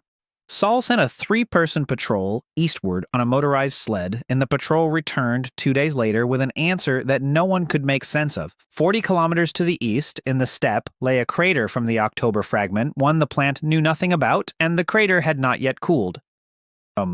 A faint green light emanated from the cracks along its rim, and the snow within a kilometer radius had melted down to the ground. Despite the temperature of -20, grass was sprouting in the thawed patches. The senior patrol leader placed a bundle of this grass on the council table, stiff, dark, and alive. Ada took the samples to the infirmary, and a week later cautiously said that she saw no poison in the grass, but did observe an unprecedented growth rate, and that, for now, it was best not to go near the crater or eat anything from there.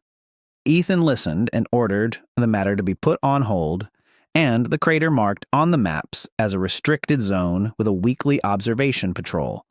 The plant didn't have the resources for miracles. The plant had 12 weeks until the end of April. Underground construction began on February 1st and became the largest construction project in the community's history, with the construction schedule compressed into 5 phases.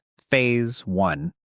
Lang, carrying a lantern, walks through the old bomb shelter beneath the main workshop knee-deep in icy water, and his voice echoes as he lists what's dead and what's alive here. And it turns out there's more that's alive. The vaults are sturdy, the ventilation shafts are intact, and there's a second level that even Miriam's documentation didn't know about. Second, Hugo sets up pumps and the water drains away over 3 days. Chalk markings for the future compartments bloom on the dry floor, and Hugo is already pulling cables and air duct pipes down, cursing happily because the filter ventilation units from the Mobraserve warehouses fit into the old sockets like they were made for them. Third, people are moving downward in an endless chain with stretchers and bags, and Ethan stands at the intersection of the corridors, setting new standards right there. Water in the shelter, food in the shelter, medicines, fuel, and air filters in the shelter. Now, even if the above-ground plant burns to the ground, the underground warehouse will be restocked every morning. Fourth, crews are pouring concrete for the 1,000-bed sleeping quarters, the school section, and Ada's infirmary, which is being moved down piece by piece, and Theo and the other kids are painting a crooked yellow sun on the concrete wall because no one of the children has seen one since October. Fifth, it's the end of March, and there are major drills. The entire community goes underground in 11 minutes at the sound of the siren, and Saul stands by the airlock with a stopwatch and says that last week it took 16 minutes, and that by April, he wants it down to 8. Diplomacy ran parallel to the construction because Ethan understood something he was afraid to say out loud. If the second wave strikes sooner than the one in October, no one will survive on their own, and the plant needs allies, not subjects. In mid-February, he traveled to Doverton on his own, sat down with Morton, and laid everything out for the old man. Selma's words, the estimated time frame, and the plan for the shelter. Morton listened without interrupting, then rubbed his face with his palms for a long time and asked why Ethan was sharing this with a foreign city. Ethan replied that there were no longer any strange cities, only one species that would either survive the spring or not. Doverton began deepening the power plant's basements, according to Lang's blueprints, and convoys between the cities began running twice a week, now carrying not only coal and flour, but also people. Engineers, doctors, and teachers flowed back and forth like blood between two bodies. Hale fell silent, and Ethan almost forgot about him, a mistake that March would remind him of. On March 5th, the convoy from Doverton did not arrive. By evening, one of Morton's men arrived on a snow-covered sleigh and gave a disjointed account. That night, Hale, along with about 50 members of the garrison, staged a mutiny, seized the committee building, arrested Morton, and declared that the committee had sold out to the Zawadzkis, that the true authority would restore order, and that the first order of business would be to march east to take over the warehouse that fed everyone because such a warehouse belonged to the state. And he was now the state. The factory council convened within 10 minutes. Saul reported the situation. Hale had about 60 firearms, one operational armored personnel carrier, and a hostage. Storming Doverton would mean urban combat among 1,500 civilians, and Ethan would not allow that, even at the risk of losing everything. Lang suggested waiting outside the walls because Hale's walls would hold out. Ethan remained silent, thinking about something the council didn't know but that Koss did. He'd been stationed at the trading post for a month and a half, handling the exchange there. Ethan sent for him. Koss listened, gave his old crooked smile, and said that rebellions sustained by double rations die on triple rations. Give him 3 days and a sack of flour, and he'll buy Hale the kind of loyalty from the garrison that it deserves. The plan was put together by midnight, and it was dirty and bloodless. The convoys from the factory in Doverton hadn't stopped, they'd doubled, and were now passing right by Hale's checkpoints. heading straight for the working-class outskirts, where they handed out food for free, along with a single announcement. The factory feeds the city, not the authorities, and will continue to do so until the city resolves its own affairs. Meanwhile, Koss spent his nights walking through the garrison barracks, reverting to his old habits as a mediator. He didn't agitate, but simply asked the sergeants how much Hale had promised them, when he would pay, and what would happen to their families if the factory cut off the bread supply for good. On the fourth night, the garrison opened the doors of the committee room 3. Hale was led out by his own sergeants, and Morton was carried out of the basement on a chair because the old man couldn't walk, though he could speak, and the first thing he said to the crowd was that the city was alive as long as it could distinguish food from the authorities. Hale was tried by Doverton himself and sentenced to exile, and Ethan learned of this from a letter from Morton, at the end of which stood a line that he would remember for a long time. The old man wrote that he had spent his whole life building a state and was now learning to build a neighborhood, and that the latter had turned out to be harder and more honest. By the end of March, the factory and Doverton's shelters were ready, and drills were held weekly. Every evening, Selma went on the air from the factory's radio station on all frequencies with the same message. The coordinates of the factory and Doverton, along with a message stating that people were being taken in here and that by the end of April, everyone within earshot had better find concrete and a supply of water. Almost no one responded to her. But on April 10th, a man's voice emerged from the static on the airwaves from the south. He identified himself as the Farron Bridge Community, 240 people, and asked if it were true that they were being fed here. And on the night of April 12th, the observer on duty knocked on Ethan's guardhouse, led him out onto the roof, and silently pointed east. Above the step where lay the crater, unmarked on any map, a green glow no longer appeared as a strip on the horizon, but as a dome spanning half the sky, and waves slowly rippled across the dome as if someone were breathing beneath the earth. Ethan watched for a long time. Then he said that after April he would take this seriously, but for now, let the sky at least fall on schedule.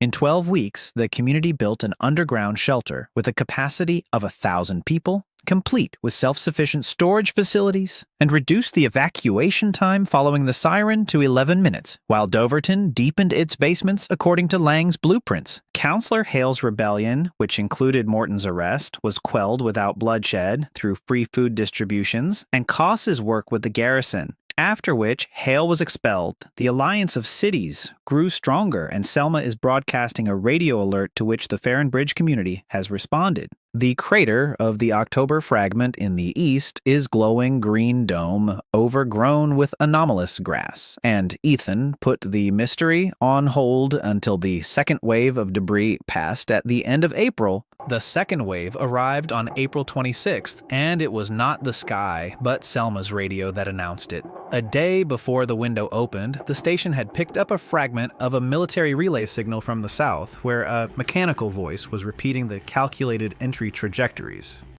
One of the trajectories passed through their latitude. Ethan declared readiness level 1 and the plant switched to underground operations. Only the observer shifts remained above ground in the concrete dome by the gates, along with Saul and 2 lookouts on the water pump tower, ordered to stay there until the first light appeared in the sky and not a second longer.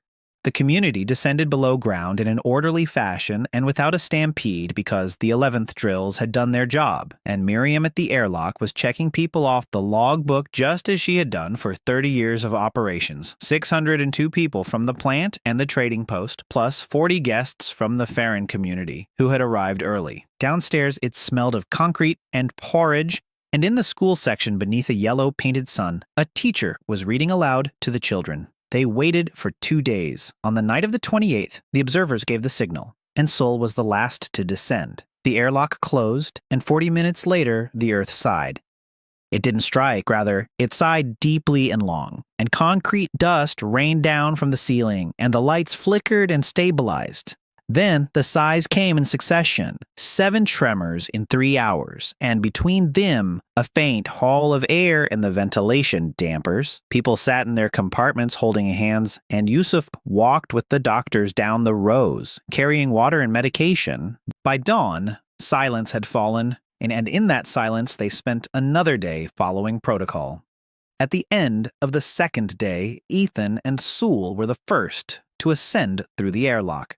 The world above had changed, but remained standing. The ashen haze had grown thicker, and pillars of smoke rose in 3 places on the horizon. The glass in the observer's dome had been shattered, and the northern section of the fence had been toppled by a shockwave. The water tower stood with a crack, but it still stood. Not a single debris fragment landed closer than 30 kilometers. The closest impact struck the ghost town and finished off the neighborhoods by the river where no one had lived for a long time. The factory got off with a scare and a month's worth of work, and Ethan stood in the middle of the courtyard, breathing in the acrid smoke and feeling a happiness unbecoming of such a landscape, because all 642 people beneath his feet were breathing. Doverton radioed in around noon. The old wing of their hospital had collapsed, leaving 9 wounded and no fatalities, and Morton said over the air that the neighborhood had proven its worth. The Farron community did not respond. The bridge's radio remained silent for a day, then a second, and on the third, Ethan assembled a southern expedition consisting of 3 vehicles with doctors and fuel and set out himself, because 200 people couldn't just vanish. The Farron Bridge met them halfway. One of the fragments fell into the river 4 kilometers upstream, and a wave of icy debris swept along the banks and wiped out the lower village of the community. The upper village on the hill survived, and there, in the church built of rough stone, 161 people sat and buried 39. The community leader, that same male voice from the radio, turned out to be a priest named Father Calum. He went out to meet the convoy, saw the bags and stretchers, and said only that God hears through strange antennas. Half of the Farron community left with the convoy for the factory. The other half stayed behind to rebuild the village. The factory had left them fuel, food, and 2 mechanics named Hugo until summer. May was spent on repairs and taking a census of the new world. Selma methodically scanned the airwaves and plotted the voices on a map. A community in the mountains to the west, 70 people. A fortress farm to the south, 40 people. A roving convoy of oil workers with 2 tankers was looking for a place to settle. The world, after the second wave, turned out to be not a desert, but an archipelago, and the islands began to see one another. At the end of May, the oil workers' convoy arrived at the plant and set up camp beneath its walls, and their forewoman, a broad-shouldered woman named Daga, put a simple deal on the council table. Their pumping train was capable of extracting fuel from a mothballed well 60 kilometers to the south, but they had nothing to feed their people with during the deployment. Food now in exchange for a share of the fuel later. Lang grumbled that later wasn't currency. Ethan signed because fuel was the lifeblood of the future, and trust turned out to be the only solid currency of the present. And only one issue loomed over all their affairs throughout May, like that dome over the steppe, the crater. After the second wave, the green glow intensified, and at night it was visible to the naked eye from the factory yard. The weekly observation post reported things that left the council members with blank expressions. The melting zone is expanding. The grass had grown into clumps as tall as a person. On the thawed patches, they saw hares and foxes that feared neither the cold nor people. Ada studied the samples more and more intently, and in early June, she presented something to the council that changed everything. She had grown a wheat grain from a reference sample in soil taken from the crater and in ordinary soil under a lamp. The ordinary soil produced a sprout in 9 days. The crater soil did so in 30 hours.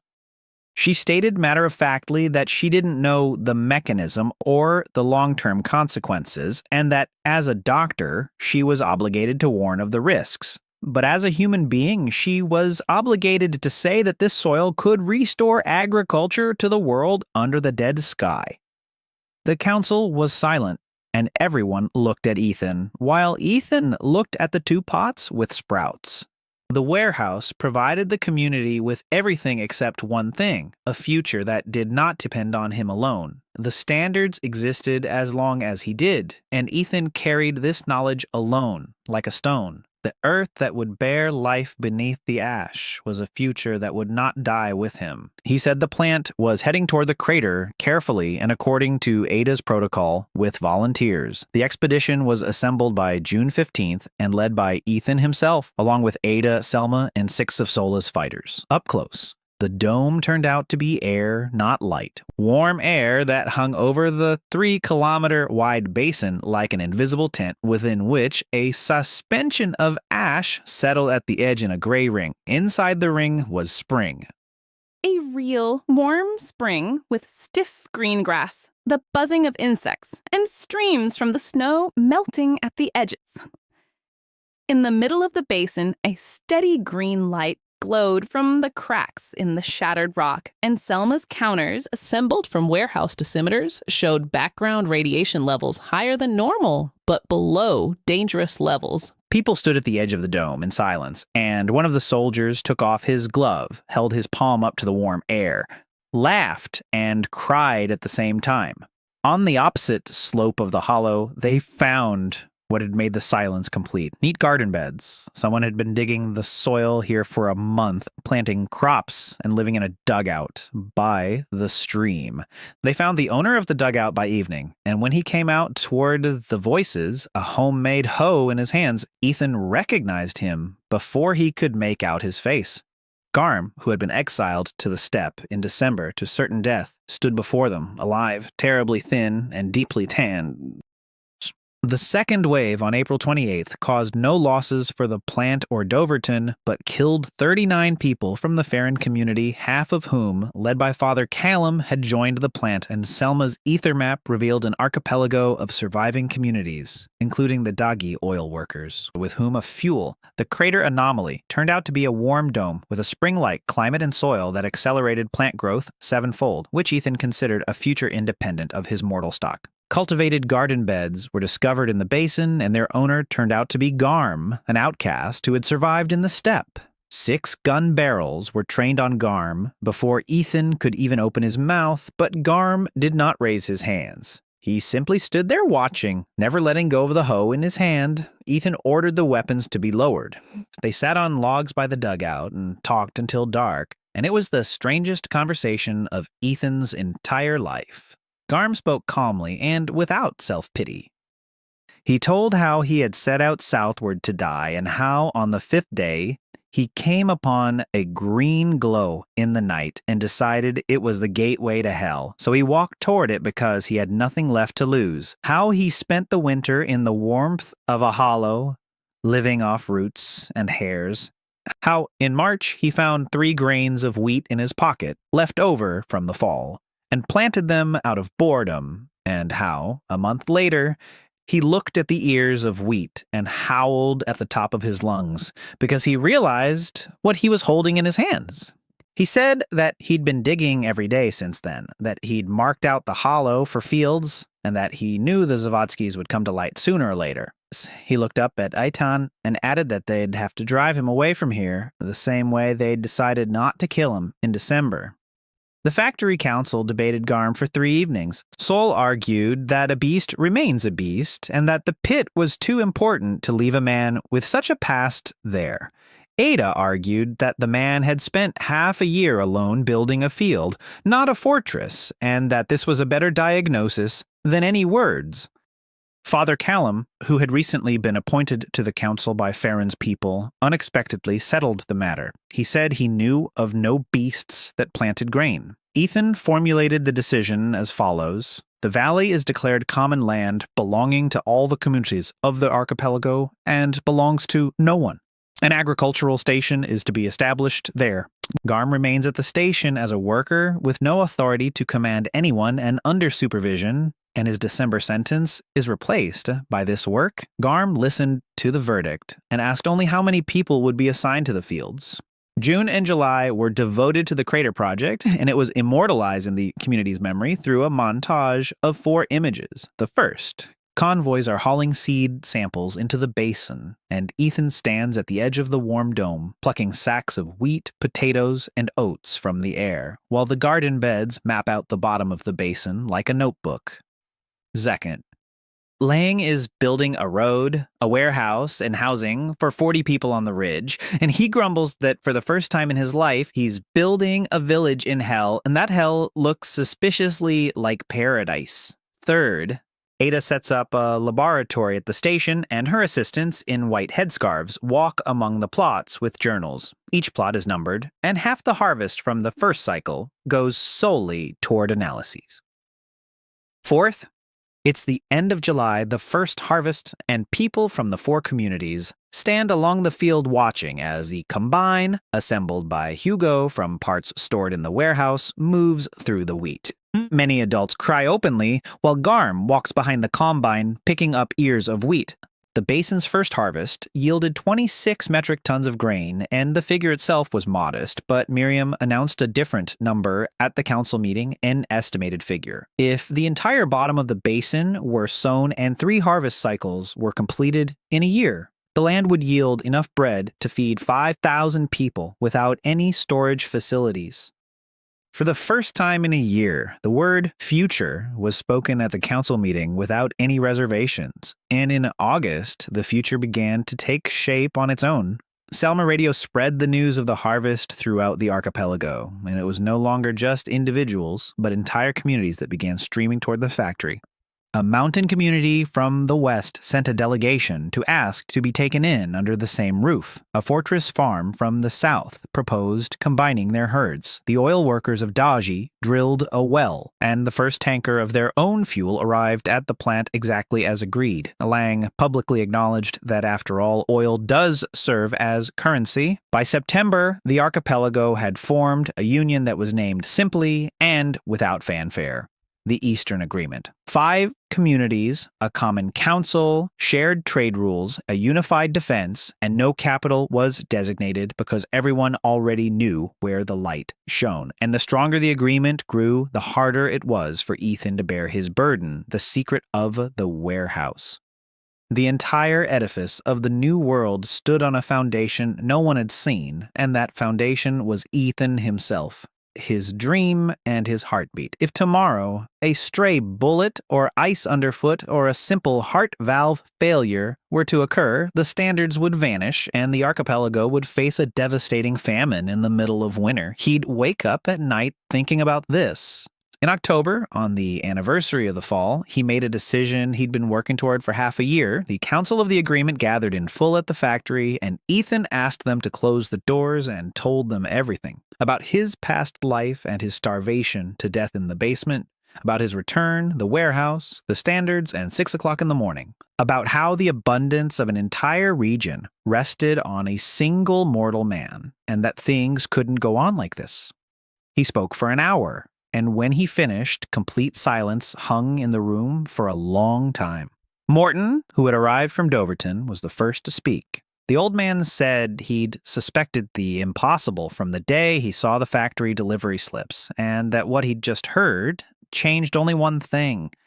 Now, it was clear why Ethan had been pushing the basin so hard. Sewell said he'd guarded the warehouse for a year without knowing that the warehouse was his commander and that now Ethan's security would be such that he'd be howling. Miriam remained silent longer than anyone else, and then she articulated the very reason Ethan had started all this. She said that what they'd heard meant one simple thing: the agreement has a time limit as long as the miracle remains alive, and that time must be spent ensuring the miracle becomes unnecessary. Complete food independence from the warehouse, fields, herds, fish, workshops, and their own medicines. She suggested calculating everything and setting a deadline. They spent a week calculating. The deadline turned out to be 3 years. In 3 years, with the expansion of the basin, the restoration of Dovertonian chemistry, and Ada's educational programs, the agreement could stand on its own 2 feet. They called the plan the decoupling plan and adopted it unanimously. And as Ethan signed it, he felt as though the burden he had been carrying alone had become a shared burden, and for the first time, a light one. Then, in November, during the first month of the second winter, Selma Radio picked up a transmission that changed the entire scope of things. a powerful signal from the southwest on an army frequency. A man's voice introduced himself as the commandant of Fort Reading, which united 11,000 survivors under the remnants of the Southern District Command, and spoke politely yet firmly. The fort had heard of the Eastern Agreement and its inexhaustible supplies. The fort proposed that the agreement join the revived republic. The commandant gave them until spring to consider the offer and concluded with a phrase that made Selma's hand tremble on the volume control. He said that the Republic preferred voluntary unity but was obliged to consider all its future citizens. Ethan listened to the recording and looked at the map, where the southwest lay 300 kilometers across the ash-covered steppe, and thought that hail had been a rehearsal, and the real test was just beginning. Garm was pardoned and retained as a worker at the agricultural station in the basin, which had been declared common land and had yielded its first harvest of 26 metric tons, with the potential to feed 5,000 people without a warehouse. 5 communities formed an alliance, the Eastern Agreement, and Ethan revealed to the council the secret of the warehouse and its fatal vulnerability, after which a 3-year plan for decoupling was adopted to achieve complete independence from the miracle. In November, Fort Reading, with 11,000 people and the remnants of the military command, issued an ultimatum to the agreement, demanding that it join the Republic by spring. The agreement did not send a reply to Fort Reading because Ethan suggested first finding out who they were dealing with, and the council agreed that behind the commandant's polite voice, they needed to see a face.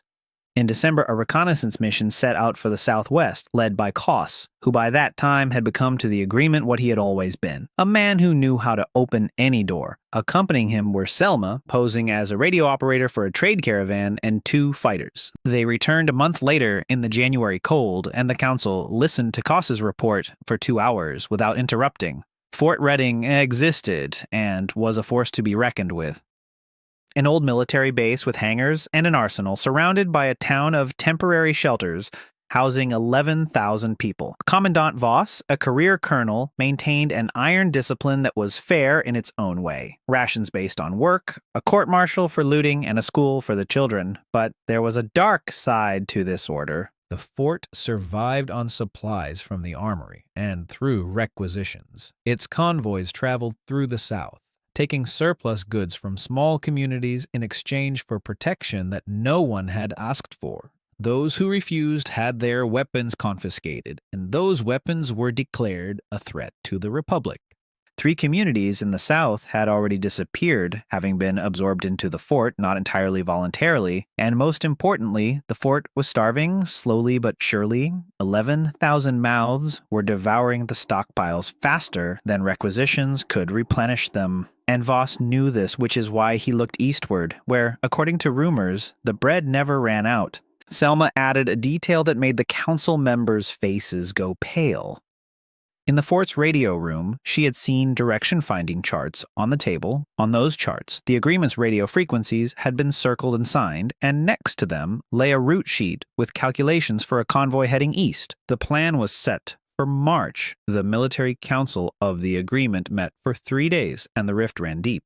Sol and Daga spoke the language of defense, mining the roads and setting up ambushes at the front lines. The agreement now had 600 barrels from the sealed armory, which would have to be unsealed. Morton and Callum spoke the language of terror. A war with 11,000 troops would mean the end of everything that had been built, even in the event of victory. Lang remained silent, sketching, and on the 3rd day he placed a sheet of paper on the table and said that they could not fight the fort and could not surrender, which meant they had to do what the Alliance had already done twice before, with enemies larger than themselves: turn the enemy into a neighbor. On the sheet was a calculation for a food supply agreement for 11,000 mouths. Ethan looked at the sheet and saw the same arithmetic as with Garm and Doverton, but multiplied by 100 and with one new variable. Voss is not Morton. Voss is a man of strength, and he will interpret the offered bread as a sign of weakness and an invitation to take everything. So the bread must be shown alongside bared teeth and demonstrated not just with words. Ethan formulated a plan that was later called a geography lesson. In February, the Alliance made 3 moves simultaneously. The first move involved bread. A caravan set out for the fort carrying 20 metric tons of flour and grain, along with a letter in which the Alliance congratulated the Republic on its survival and proposed a supply agreement without any obligation to join anything. The second move was a show of force, and Seoul had been preparing it for a month. When the march convoy from the fort, comprising 300 fighters and 8 vehicles, set out eastward, it came to a halt halfway there before a blown-up bridge. And while the sappers were looking at the cliff face, bonfires flared up along the ridges beside the road in the dawn mist. 40 bonfires stretched a kilometer on either side, and people with weapons stood by the fires, not firing, but simply standing there, visible exactly as much as Saul wanted them to be. And on the road ahead of the convoy lay cargo left there during the night, pallets of bread and a note.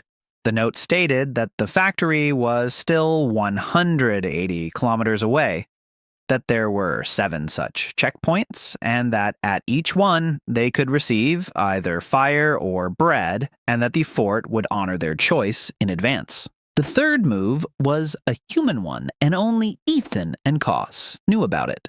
Among the 300 fighters in the column were 12 men whom Koss had managed to find and win over, not with money, but with the truth.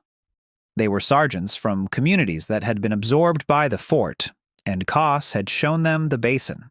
He had simply brought them up to the ridge one by one during the winter and let them look down at the green field beneath the warm dome. No words were needed after that. The column stood in front of the bridge for 6 hours. Then it turned around and headed southwest without firing a single shot, taking the bread with them. And 2 weeks later, the fort's radio requested negotiations, and Voss's voice sounded for the first time as if he weren't just reading from a script. They met in April on neutral ground, in a ghost town halfway between them, and Ethan saw the commandant in person for the first time, a lean, upright man of 60 with a face that didn't know how to ask for anything. They talked for 9 hours with breaks, and it was the hardest negotiation of Ethan's life because Voss wasn't bargaining for profit, but for a vision of the world. He said that the Republic was the law and the archipelago of communities was feudalism, and that in 10 years their children would be fighting each other. Ethan replied that a law that comes with requisition is not a law, but hunger with a seal, and that the agreement was ready to feed the Republic, but not ready to belong to it. The turning point came at night, brought about not by an argument, but by the weariness of the truth. Voss was silent for a long time, then said quietly, and off the record, that he had enough food in his warehouses to last until June and 11,000 men, that he was a professional soldier who knew how to calculate losses, and that he had planned the campaign to the east back in the winter. His calculations had shown him victory at the cost of 1,000 of his own men and, a scorched basin, and that with such a victory he would subsequently be unable to command even himself. The treaty was signed at dawn. Bread and fuel supplies to the fort will follow a strict schedule. Recognition of the Eastern Agreement, a joint road patrol and exchange of personnel, and the factory school for mechanics will open a branch at the fort, and, as a separate clause, a provision that Ethan insisted upon. All requisitions in the South are to cease, and self-government is to be restored to the absorbed communities. As Voss signed this clause, he said, without a smile, that Ethan had just taken 1/3 of his country away from him, to which Ethan replied that he had returned 1/3 of his reputation. On the way home, the agreement convoy traveled through the spring steppe coming back to life, and during one of the stops, Sewell sat down next to Ethan by the campfire and said something strange. He said that a year ago, he had been guarding a warehouse full of wonders, but now he understood that the wonder wasn't in the crates. The wonder was that, throughout this entire year of wars, the agreement had never ended up with a graveyard of enemies. Garm plows, Lang builds, Koss conducts diplomacy. The Hale garrison serves Morton. The fort has become a neighbor. Ethan stared into the fire and said nothing because he'd been thinking about this the whole way. And on May 1st, at the General Spring Festival in the valley where delegations from all the communities and Fort Ada had gathered, Ada came out to Ethan from the lab plots with a piece of paper in her hand and an expression he'd only seen on her face once before as she stood over 2 pots of sprouts. She said she had completed the annual cycle of observations and that she had 2 things to report to the council. First, the crater soil is stable and safe, and it can be expanded to cover the entire steppe surrounding the basin because the effect extends into the soil beyond the dome. The second thing had nothing to do with the soil. She had been monitoring all living things in the zone and, as part of her protocol, had been maintaining medical records for the station's permanent staff and the factory workers. She placed the paper in Ethan's hands and said quietly that she didn't know how this was connected to the warehouse or to his return, and that a person who, according to the records, was 29 years old should not have such blood markers or such heart wear and tear.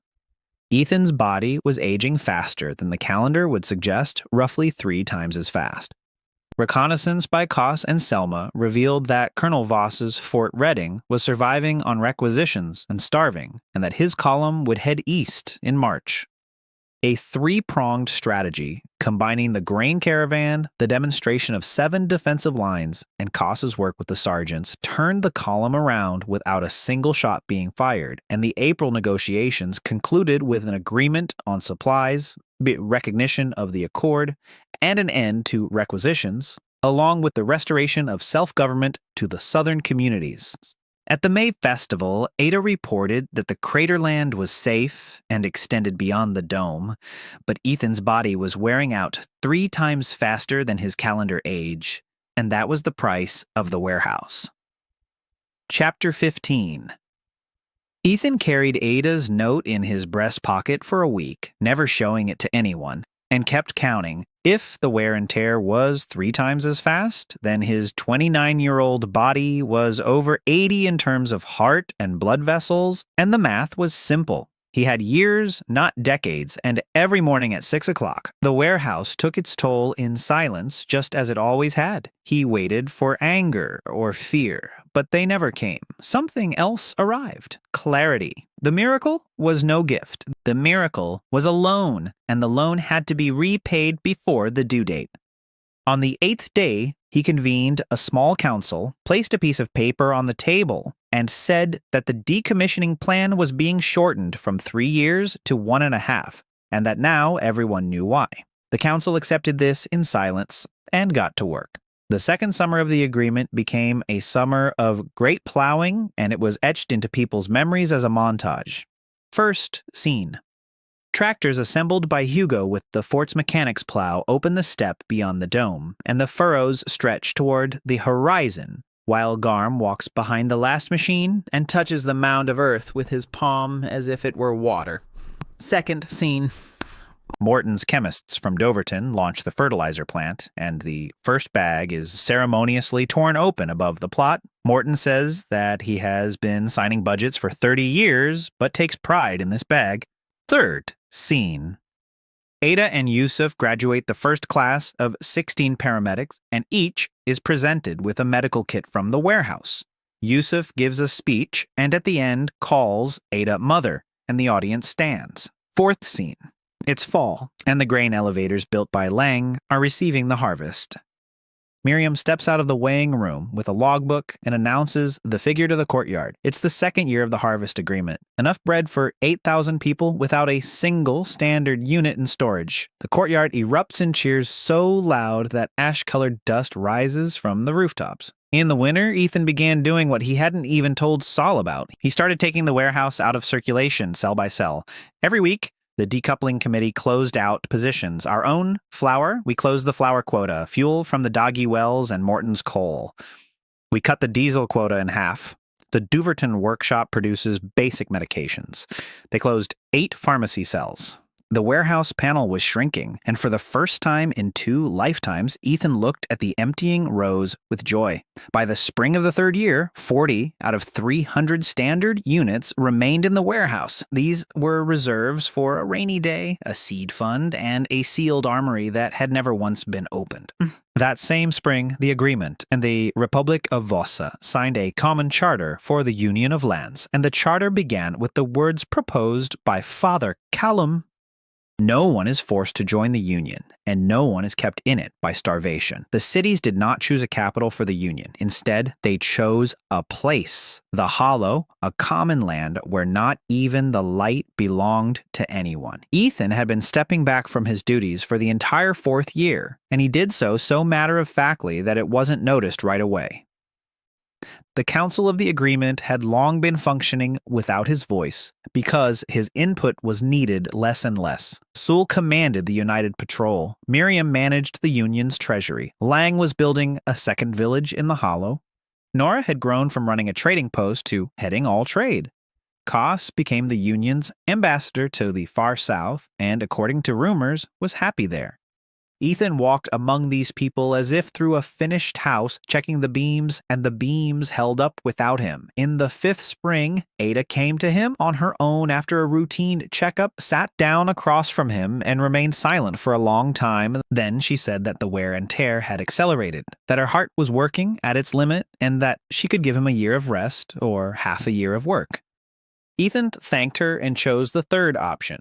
He asked her not to tell anyone until fall, because in the fall, there's the harvest, and people shouldn't have to count the ears of grain with tears in their eyes.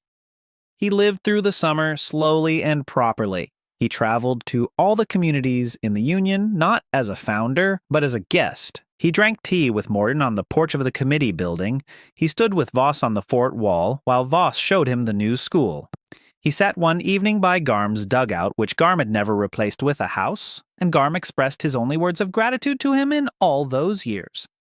He said that Ethan had spared his life twice, the first time saving his life and the second time saving his soul. In September, after the harvest, Ethan convened a Grand Council of the Union and spoke last. Briefly, he said that as of that day, the warehouse was closed forever, except for the seed bank, which was being transferred to the council, that the man who had been the warehouse was retiring, and that he was leaving happy because he was taking empty bins with him and leaving full granaries behind. Then he told them everything, right to the end. About the basement and the famine and the first death, about how he didn't know who had given him a second chance, and that his whole life he had answered that question in the only way he could. He made sure everyone had a second chance. The audience didn't clap. The audience stood up and remained silent, and that was more than any applause could have been. Ethan died at the end of winter in his sleep, in his old guardhouse by the gate, a place he'd never agreed to trade for a house. He was 34 years old by the calendar and 90 at heart, and the last thing he saw that evening was the courtyard where children were returning from school through the gatehouse, and the security guard on duty was raising the barrier for them as one raises a flag. At 6 o'clock in the morning, Ada, at his request left in a letter, checked the panel he had described to her in his final days. The panel no longer existed anywhere or with anyone. The loan had been repaid in full. The entire Union buried him in a hollow on a ridge overlooking the fields. They erected a simple stone, and Miriam, who had known him longer than anyone else, dictated a single-line inscription to the stonecutter. Here lies a man who had everything and who gave everything away, and that is why he had everything. In the spring, wheat sprouted of its own accord on the ridge around the stone from grains carried by the wind from the fields, and they did not harvest it. 20 years passed. The Union of Lands had grown to 40 communities and 100,000 people, and by that time, the ashen sky had cleared to a true blue, while the valley had become a garden city, and within the city stood a house museum in the old factory guardhouse. Theo, who had risen to lead the Union's schools, would bring children there, and the children always asked the same question. Is it true that the founder had a magical warehouse that never ran out of supplies? Theo answered them as the elders had agreed. He said that the warehouse was real, but that the magic wasn't in it. He said that any warehouse eventually runs out, and any miracle eventually ends, and that the founder knew this better than anyone in the world.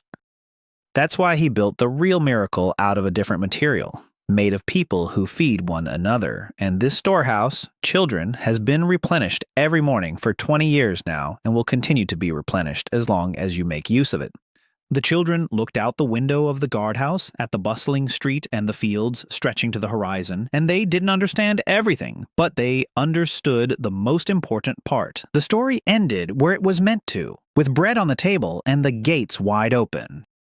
Upon learning that the price of the warehouse was 3 times the wear and tear on his body, Ethan shortened the decoupling plan, and in a year and a half the union achieved full independence, producing a harvest for 8,000 people without any benchmarks, after which the warehouse was closed, and the Union of Lands adopted a charter of voluntarism with its capital in the Common Basin. Ethan handed over all affairs to his comrades, told the Union the truth about rebirth, and died in his sleep at the age of 34, having fully repaid his debt to fate. And the warehouse panel vanished the moment he died. 20 years later, the Union had grown to 100,000 people under a clear sky, and the story concluded with a museum in a guardhouse where children are taught that the true, inexhaustible storehouse is the people who feed one another.